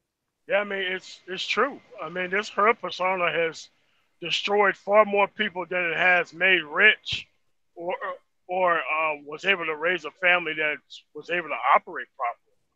This is why this stuff just has to go. I mean, I'm not sure how this took such a prominent force, outside the music, but we gotta let this stuff go. I mean, I got nieces and nephews who think they need this stuff until I take them over there to the actual prison, and then they get the little talking to about the same stuff that I was trying to tell them, but they hear from somebody who ain't got no chances left, and that's when it becomes real to them.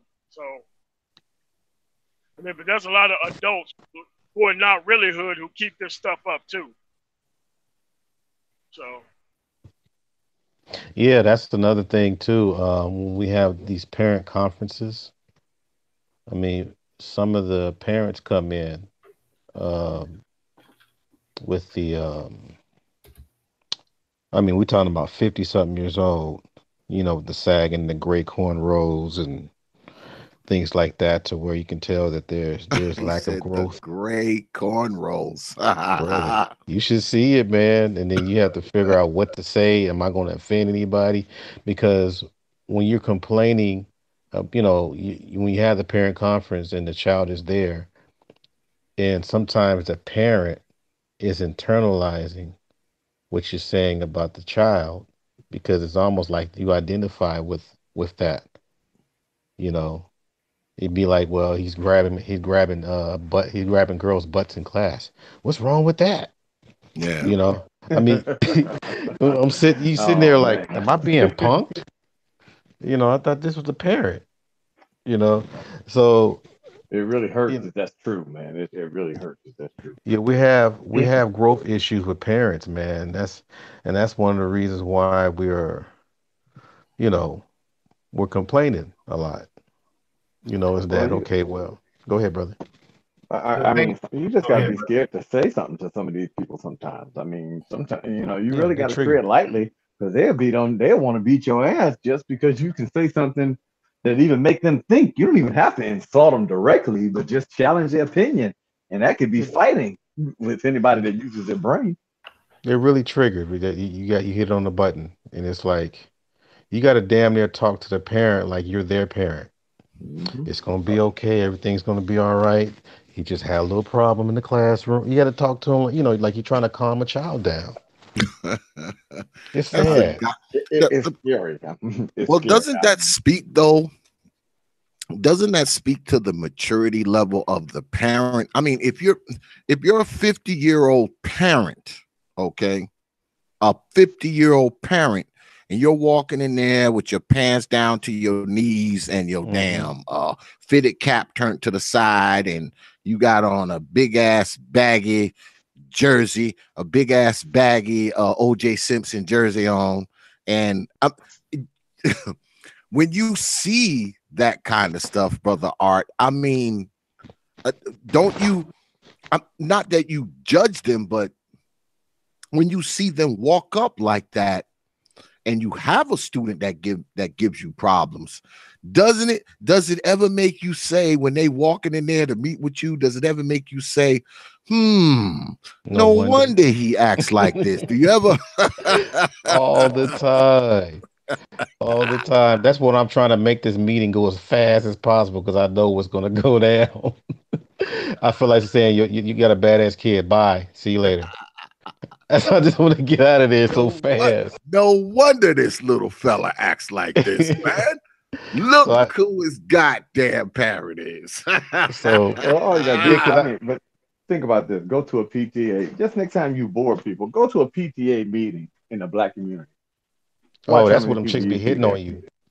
No, I'm talking about as a guy. Yeah, as a guy, you're gonna get hit on. But I mean, watch how many people you see there. Let alone this, like, or this what you do. Look on. You don't even have to do that. You can do this from your house. Look on your face, like look on Facebook, and you see like the little kids graduating from like kindergarten to pre, like the into kindergarten or like into fifth grade, into sixth, and you see how their parents are dressed. You'd be like, oh my Mhm. gosh, you know what I mean? Look, what the fuck are you wearing to this child's school? You know what I mean? Imagine what's going on at home. I remember them days. But yeah, because I don't see it that much anymore. But yeah, man, back in the probably the late '90s, early 2000s, Some of these women be wearing like tight skirts, stomach out. What about when they got the And little to tie up the damn shoes to tie up their damn leg? For real, you going to pick your yeah, kid up, and some of this them the look shit you better, go. and they look better You than or know, younger than their daughters. Yeah.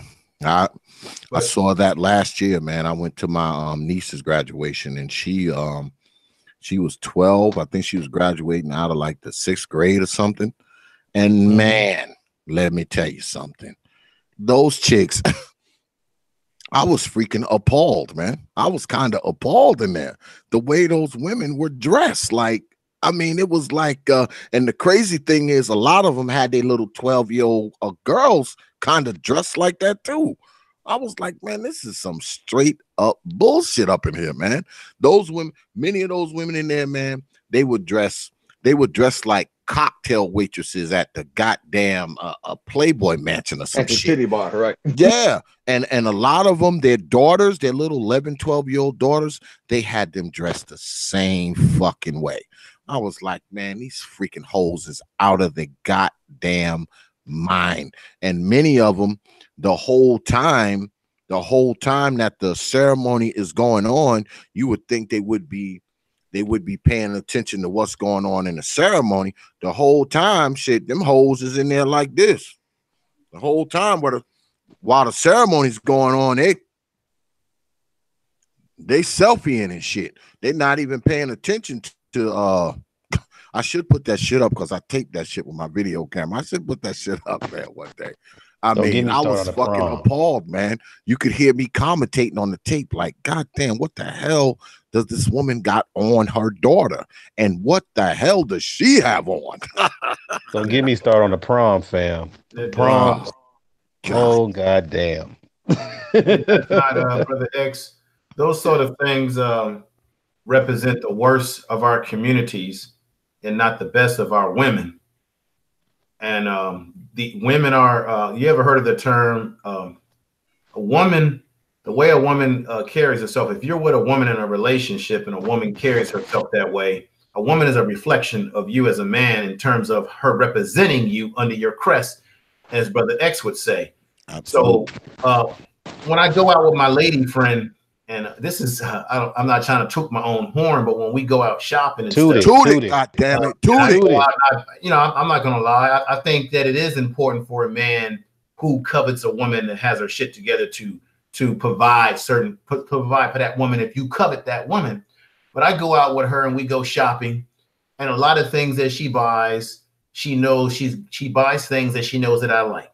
So she'll go in the dressing room and come out, and then she'll say, should I wear this at work? And I'll say, hell no, you're not wearing that at work. That's being worn for me. I think as men, we have to have that type of standard.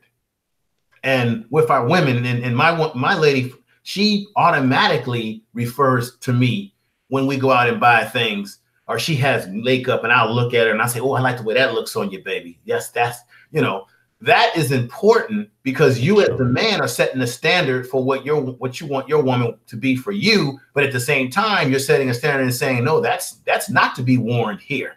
That's to be worn for me behind closed doors. I got a good one. So I have a sort of understanding with my lady friend that way. She gives me that kind of respect. And these women that you just said that you looked at, I bet you they don't have any man that how can I say this? They don't have any man that they don't probably have a real man under their leadership that they're under leadership of. You see what I'm saying? Yeah. Yeah, they don't. Well, I a lot got of a them do man to have keep them men. from being hood as hell at the children's graduation. Yeah, because I got a good one. I got a good one for the brothers on the panel. And I promise you, this never happened to me. Okay. But can you imagine a child has a stripper as a mom and you got parent teacher night? oh no, please, Art, no. And matter of fact, some of these teachers been to the strip joint, but they didn't know that they actually had the child of the person that they made it rain on. Could you imagine that encounter? Just make sure you have a pocket full of ones when you come to the parent teacher meeting. That'd be good. Shit, if you know already that You have child a doing, pocket hey full of man, ones. little Timmy doing bad in English, look like he might be held behind. You know, oh, but Hey, no, let me maybe come I over to know your you. house to give you a private dance. Oh, okay. Well, we might be Yeah. able to. We might be able to get his Work grade something up out. along with a couple of other things. Yeah. I tell you what, if I was a teacher up in there, I'd be like, you know what? Run these damn kids out of here. This girl about to get on this table. I got a pocket full of ones. God damn it. Let me move these books out of here. These damn But kids no, out no. of here. One of the things too, I can say that's this on the women's. I'll be devil's advocate on the women's behalf on why did they think that they can get. You know, they say, well, shit. What are you talking about? I still get niggas this, that, and the other. A lot of women don't realize that just because a nigga around you don't mean that you might be able to get a nigga, but for a nigga to actually settle down and say, I want to marry you, most of them type of niggas ain't marrying, we ain't been marrying hood hoes. And we already know you marry a hood hoe, you look what happens to you. You got somebody trying to take you for alimony or just try to destroy. A lot of us men know that. You're not gonna find a wife. You're not gonna find a wife and like a sex model in one. You're not gonna find that. Those don't exist. A lot of real people that realize know that. Hey, if this bitch is bad as fucking bad and she can, suck a golf ball through a straw, all that other shit. 9 times out of 10, she's not a good mother. You know what I mean? Those qualities don't come with being a good mother or being a good, supporter or good motivator. Those things that don't come together. Mm. And a lot of us men know that. I mean, we'll go ahead and fuck with you a while, but as soon as you jump fly, we're going to kick your ass to the curb. And then that's why a lot of them get mad because they say, why niggas treat me like this? No offense, sweetie. You put the nigga when he met you, he put you in that category. Up, jump off. So as soon as I'm going to go ahead and I'm going to play the game right to hit it a couple times, as soon as I'm tired of it or ready to move on to the next, then that's when you're going to get kicked to the curb. And they don't understand that. I mean, but the key word was nigga.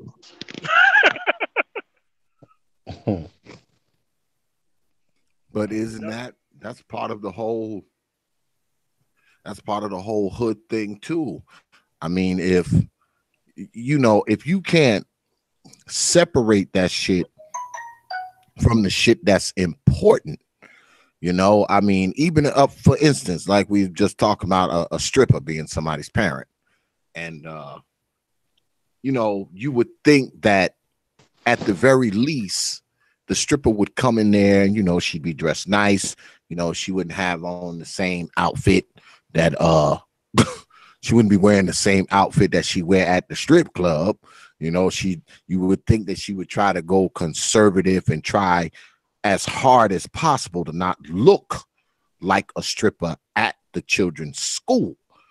That's what you would think. I mean, because it's one thing if you do a particular thing, they can call you hood, they can say whatever about you. But, if you kind of pivot, when it comes to some important shit, I mean, I have been a power mechanic, a mechanical engineer for a long time. And I've had to go to my kids' events, but I've never walked into an event, covered with grease, smelling like gasoline, my dirty boots, my hands are oily. I mean, this is something important for them. So, you would think that you could pivot even when it comes to the hood shit. You could pivot out of that hood shit, when you're trying to do something of importance, something that matters where that hood shit ain't necessarily gonna rock. Just like the stripper coming there to see what's going on with her kid, the stripper outfit ain't gonna rock inside the parent-teacher meeting. It's just not gonna rock there. What if she was rock wearing at some party, but it's not gonna rock there. So the same goes with the hood. I mean, that hood shit, you got to kind of pivot out of it, when you're trying to do some shit that's important, because everything isn't hood friendly, I don't believe. I mean, that's pretty much the course of this conversation. Not everything is hood friendly. Not everything. This is why we have to learn how to separate ourselves. We no matter, just because you come from the hood, you don't have to let the hood become your whole persona throughout your life. Like the old saying, you can take a nigga out of the hood, but the hood will always be in the nigga. You know, we have to figure out a way to say, okay, I grew up in this kind of community. I grew up poor. I had these kind of struggles. There were things that happened, but don't let that be your persona throughout your whole life into old age. And I think Black people, for whatever reason, in general, we hold on to this persona. For some Black men, it makes us feel like we're masculine. For some Black women, it makes them think that they're sexy. That's why you would have women like what you said, Brother X, dressing in those scandalous type clothing because they think there's something sexy about the hood lifestyle. And this comes from what? Our movies glamorize it. Remember New Jack City with Nino Brown, you know, Wesley Snipes and all of that? They kind of, we knew that it was telling a story about how drugs was a bad thing to get yourself involved in. It leads to death or jail. But even in our movies, we glamorize this sort of hood mentality, right? Clothing, cars, attitude. We're looking up to the Godfather movies, the Scarface movies. Everybody's got a damn Scarface poster. You know, we're sort of glamorizing the worst of our community and the worst of ourselves, and then we're carrying it through our life as we get older, and then we see it play itself out in real life, and we see it play itself out on these YouTube streams where every guy wants to claim how street he is. And the last time I checked, if you're really that kind of a person, you really don't have to brag about it. You are what you are. But I find that people tend to use that because it seems to have a lot of sway with those in our community. And even our women seem to be excited by these type of guys who carry this hood mentality, which is why you have some of our women making bad decisions with the type of Pookie and Ray Ray type of dudes they get involved with, having babies because they see these dudes as masculine, because these dudes do a lot of loud talking, carrying a big stick and saying not a damn thing, and living this persona, this bad boy persona, which some of our women seem to be attracted to. It's a detriment to us, I believe. Yeah, I was trying to stay on the stripper a little bit. I'm sorry about that. Because what X said was key about, you know, dressing like your profession. Mm-hmm. So I got this ideal from a church encounter that I heard about, and I was like, what if this happened at a school? Wow. But the encounter that I was thinking about was when, you know, you dress up and everything, you think that you're going to get the whole word and everything, but you run into the preacher. It's like, I've seen you somewhere before. And she's like, you have? And he doesn't remember. You saw me at Magic City last night. Right, exactly. Exactly. I took you in the VIP room. You don't remember? Exactly. That's right. So here, let me show you. Let me turn around. That's what I was talking about. You're like, you thinking that you're getting away with it, but somebody see how you do things at your job. You know, so it's like, even though you think that you're doing something and you're putting it behind you, you still walking, you know, people see you everywhere you go down there. So, you know, either you make a decision that's going to be your life, or I don't know. I mean, like I said, some people try to have one leg in and one leg out. I get it. But, you know, there's consequences to every decision we make. Yeah, you got it's a real bad thing. The thing that bothers me, I say most when it comes to like the hood thing, is that it's like, right, people want to form that attachment to it, and that's if you ain't black, I will say this is what keeps the hood bad, because if you started in the hood and you realize that that's not the way of life that's going to get you anywhere, and you move up out of there, then you're a sellout. So of course, then people say they've been ostracized from the hood. Well, fuck it, I ain't coming back there to help none of them motherfuckers. I'm a sellout, or I'm gonna always be. They're gonna try to rob me or beat me up or do some shit like that. The people who ain't from the hood say, "Oh, look, I'm gonna come down here to try to help you guys." Oh, hell no, you ain't from here. You don't know what. Oh, well, fuck it, I ain't helping them motherfuckers either. Then they wonder why you ain't got shit, because you done pushed that way all the people who have done something and can come back and help you, or the people who are willing to help you. just because they ain't from where you from. Where it should really matter is if you're a black person and trying to help me, hey, that's what that should all it be that matters. But we don't look at it that way. That's 100% correct, brother.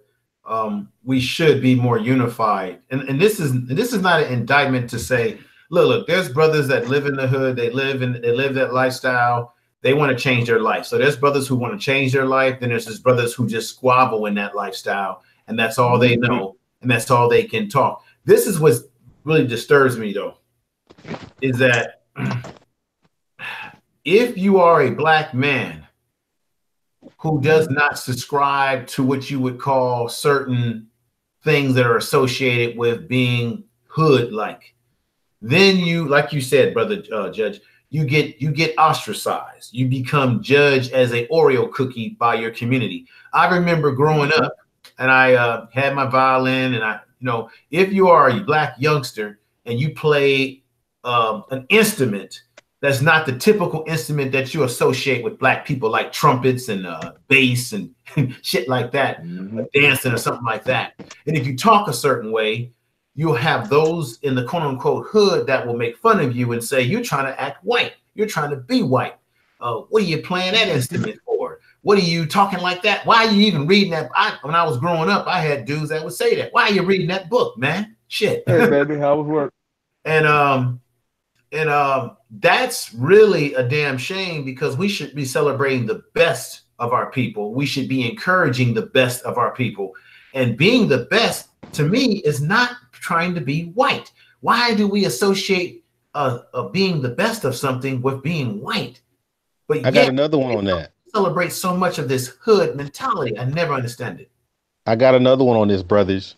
When you got your boys and stuff in your old neighborhood, you did all kinds of stuff that you probably weren't proud of, but you got your education, you got everything going, and you kind of, went away, but you came back different. And but the people that you left never did anything and stayed who they were and stuff like that. But there are certain situations to where, the conversation were long or whatever. Maybe people been drinking, whatever. What's that famous question they always wanted to ask you as soon as you got back? You think you better than me? Oh, yeah, that's right. Or you think you know more than me now? Yeah. Yeah. It seems like that's a disease in itself. Instead of you getting your game. It's like most of that. I'm like, instead of them getting their game up, just as high as the person that came back, I'm just going to talk you down to make me feel better. I still can't understand that. I can't make any excuses for that either. Is that, do you brothers feel like that's the defense of many of us though? Like, as long as we can, glorify and sensationalize, that whole hood culture shit, what it does is it keeps people from having to step up. Because if you say, well, I'm a hood dude, I don't have to do X, Y, and Z, all that is a cop-out. Because I translate that into I'm a lazy motherfucker. I'm not gonna do shit. And you'd be my best friend if you ain't gonna do. You'd be my best friend if you don't do nothing either. Yeah. Well, let be real tight, brother X. Let me make this point here. And I hear this on YouTube. You'll have brothers that will say, I ain't never left the hood. So like, let's say you went to school, you went to skilled trades, or you became a businessman and you made something of your life, of your future, because you took your life in your own hands. And as a result of that, you might have moved out of the quote unquote hood.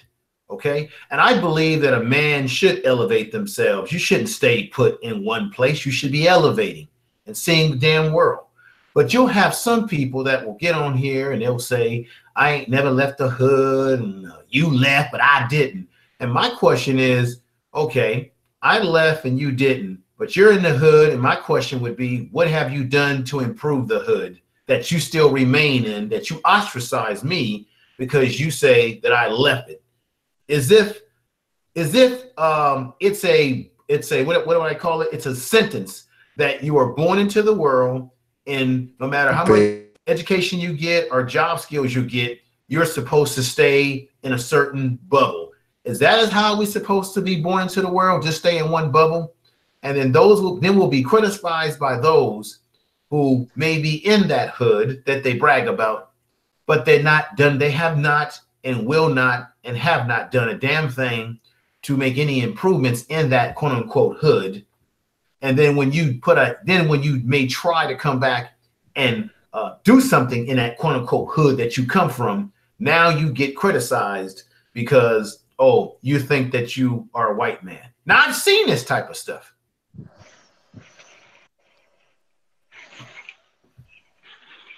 So Yeah. do you brothers think that, well, I'll tell you what I think. I don't think the hood necessarily is about color. I mean, of course, we interject it because, black folks, we try to interject color into every goddamn thing because none of us are black enough. None of us are cool enough. None of us are culturally connected enough. If you listen to enough people, they got a way to make anybody feel like they don't belong to the society of black. But I don't think that the hood necessarily is about color as much as it is about some quasi pseudo culture. And I'll tell you what I mean when I say that, because inside the hood, sometimes there's white boys who are part of whatever, depending on how they carry themselves, the way they talk, the way they dress, the way they act, who they know. There are Latinos who are in these hoods with black folks now. I'm not talking about their Latino hood. I'm not talking about the white trailer park. Some of these people are actually in the hood with black people, right? So it has nothing to do with their color. Now, mind you, those are probably outliers, but I'm pretty sure everybody knows some Latino that hangs out with black folks, some white person that hangs out with black folks. Who knows? Might even be some Asian who hangs out with black folks.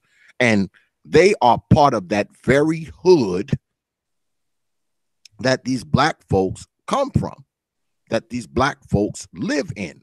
But they're there, and not only are they in there, they have acquiesced. They have become part of it. They're selling the drugs and smoking the crack and chasing the hoes and hanging out on the stoops and all that too. So it can't be just all about color when you have people who are of a different shade of skin who can integrate into it. You understand? So I don't think it's necessarily about color. It's not this. I don't think the hood is like I don't think the hood is somewhere where, you are coded in by the color of your skin. I think the hood codes you in based on your representation of the hood, how you represent yourself within that hood.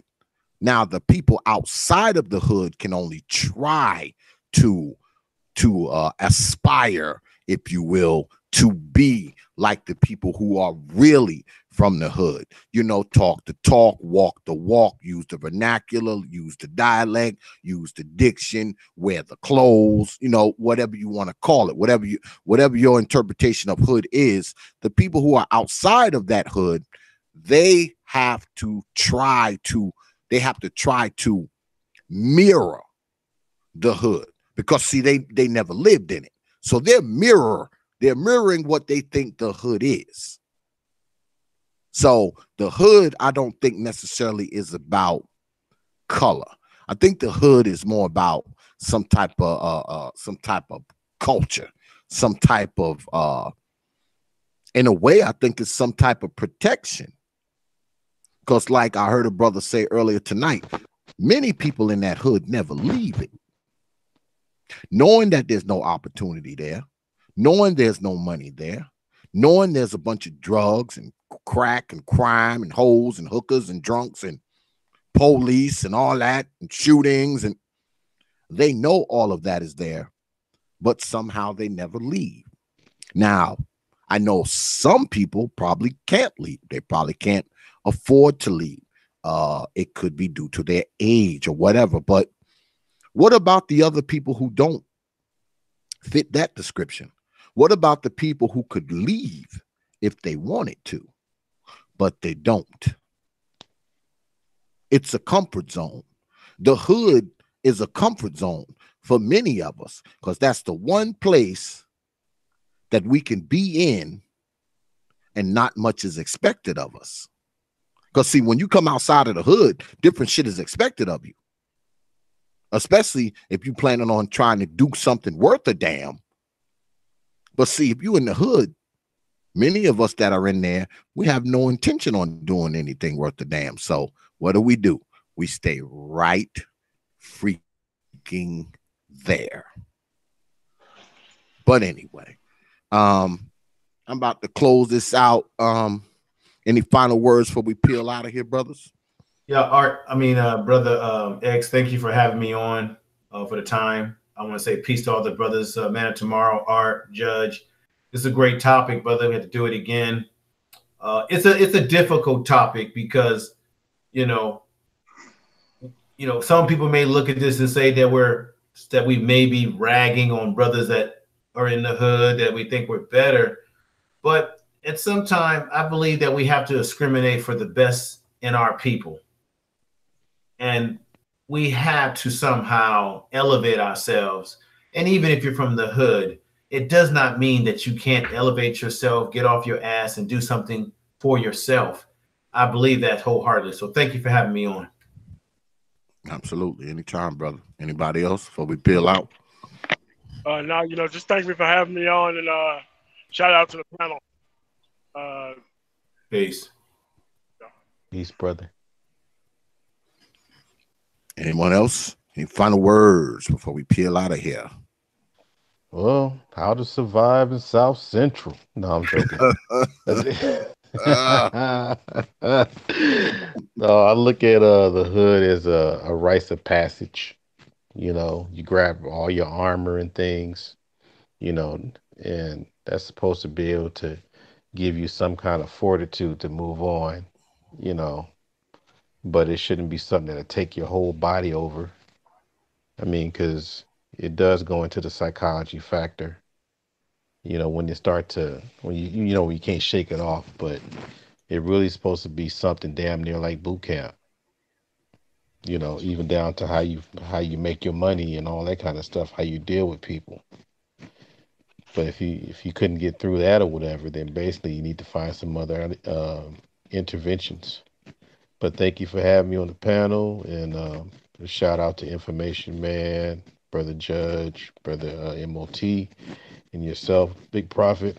Appreciate being on your panels, brother. Absolutely. Anytime, brother. Yes, sir. Any old time. Anybody else? Any last words before we peel out? No, that's it, man.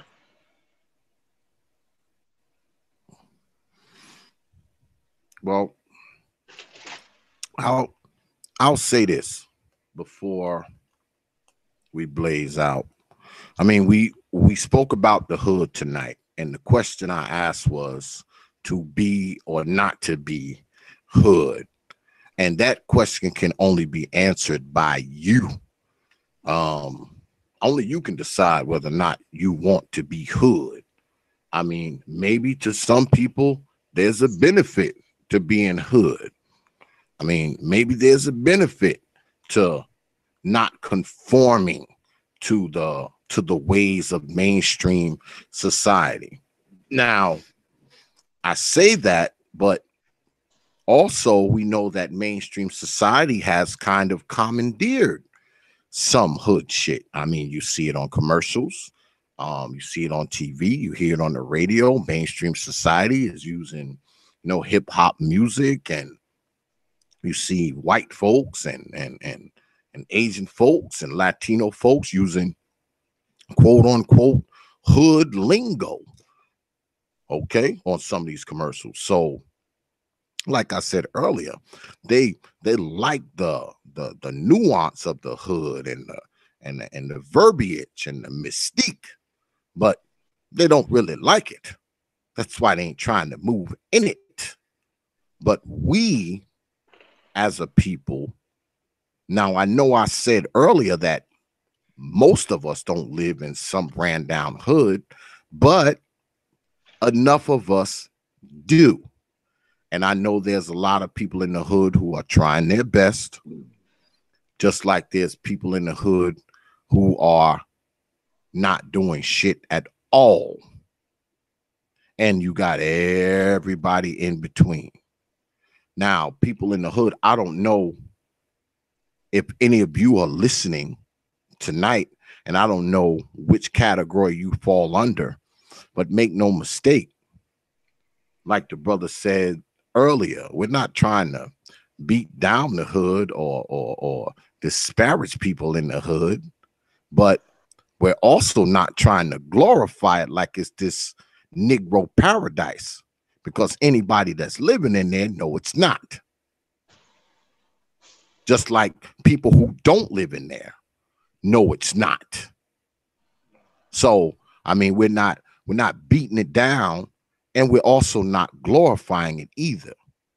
All we're simply doing is having a discussion, and we're wondering if this whole hood look, hood speech, hood mentality, hood lifestyle is helping or hurting us.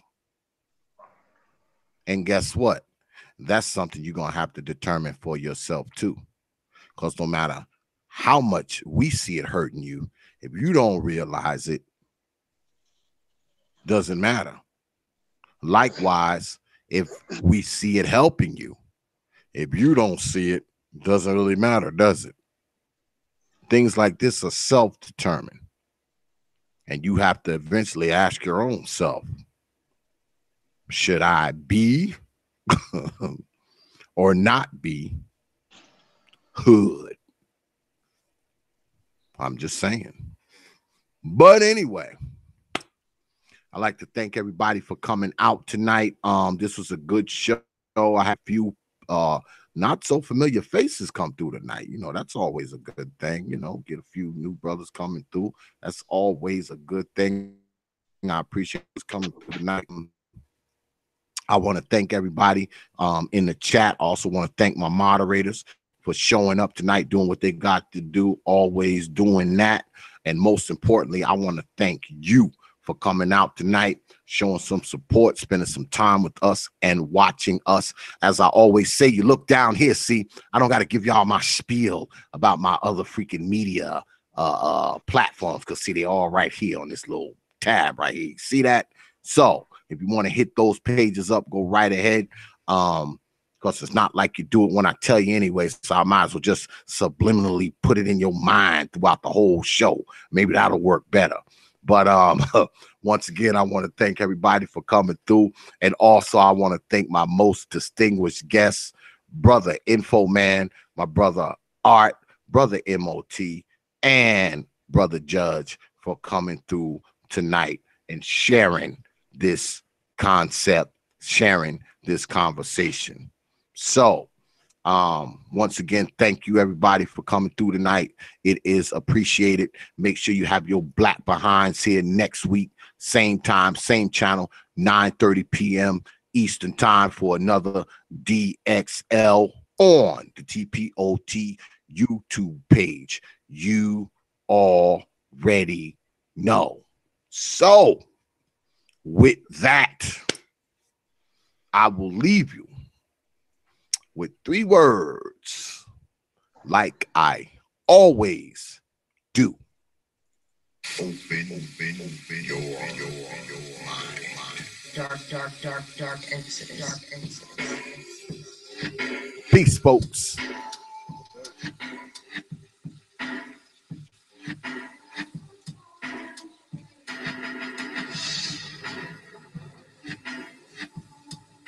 protester. Dark X.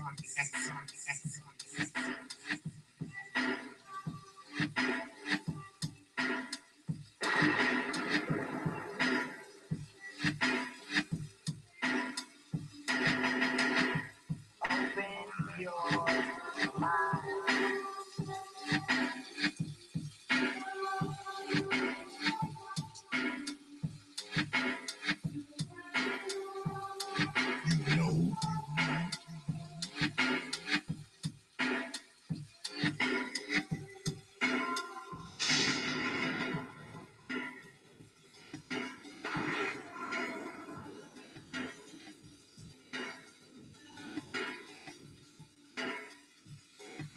Yeah, X.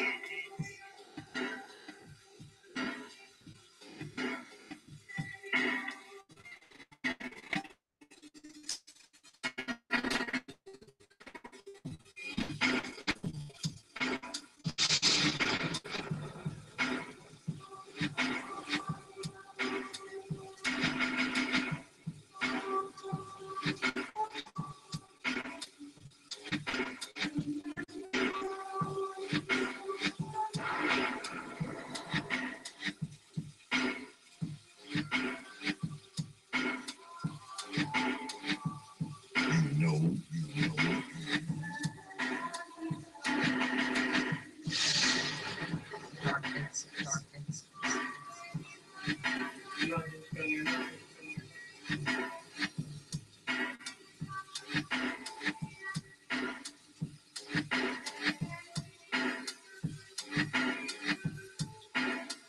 Yeah, X.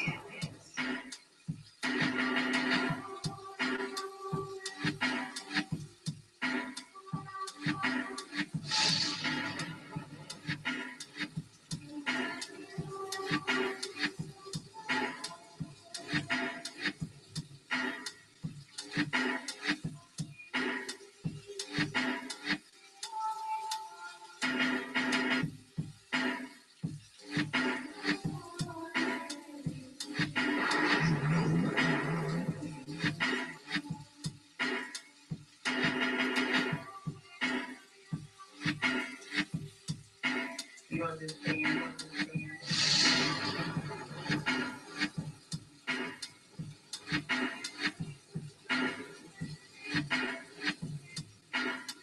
Open your mind. Only from TV.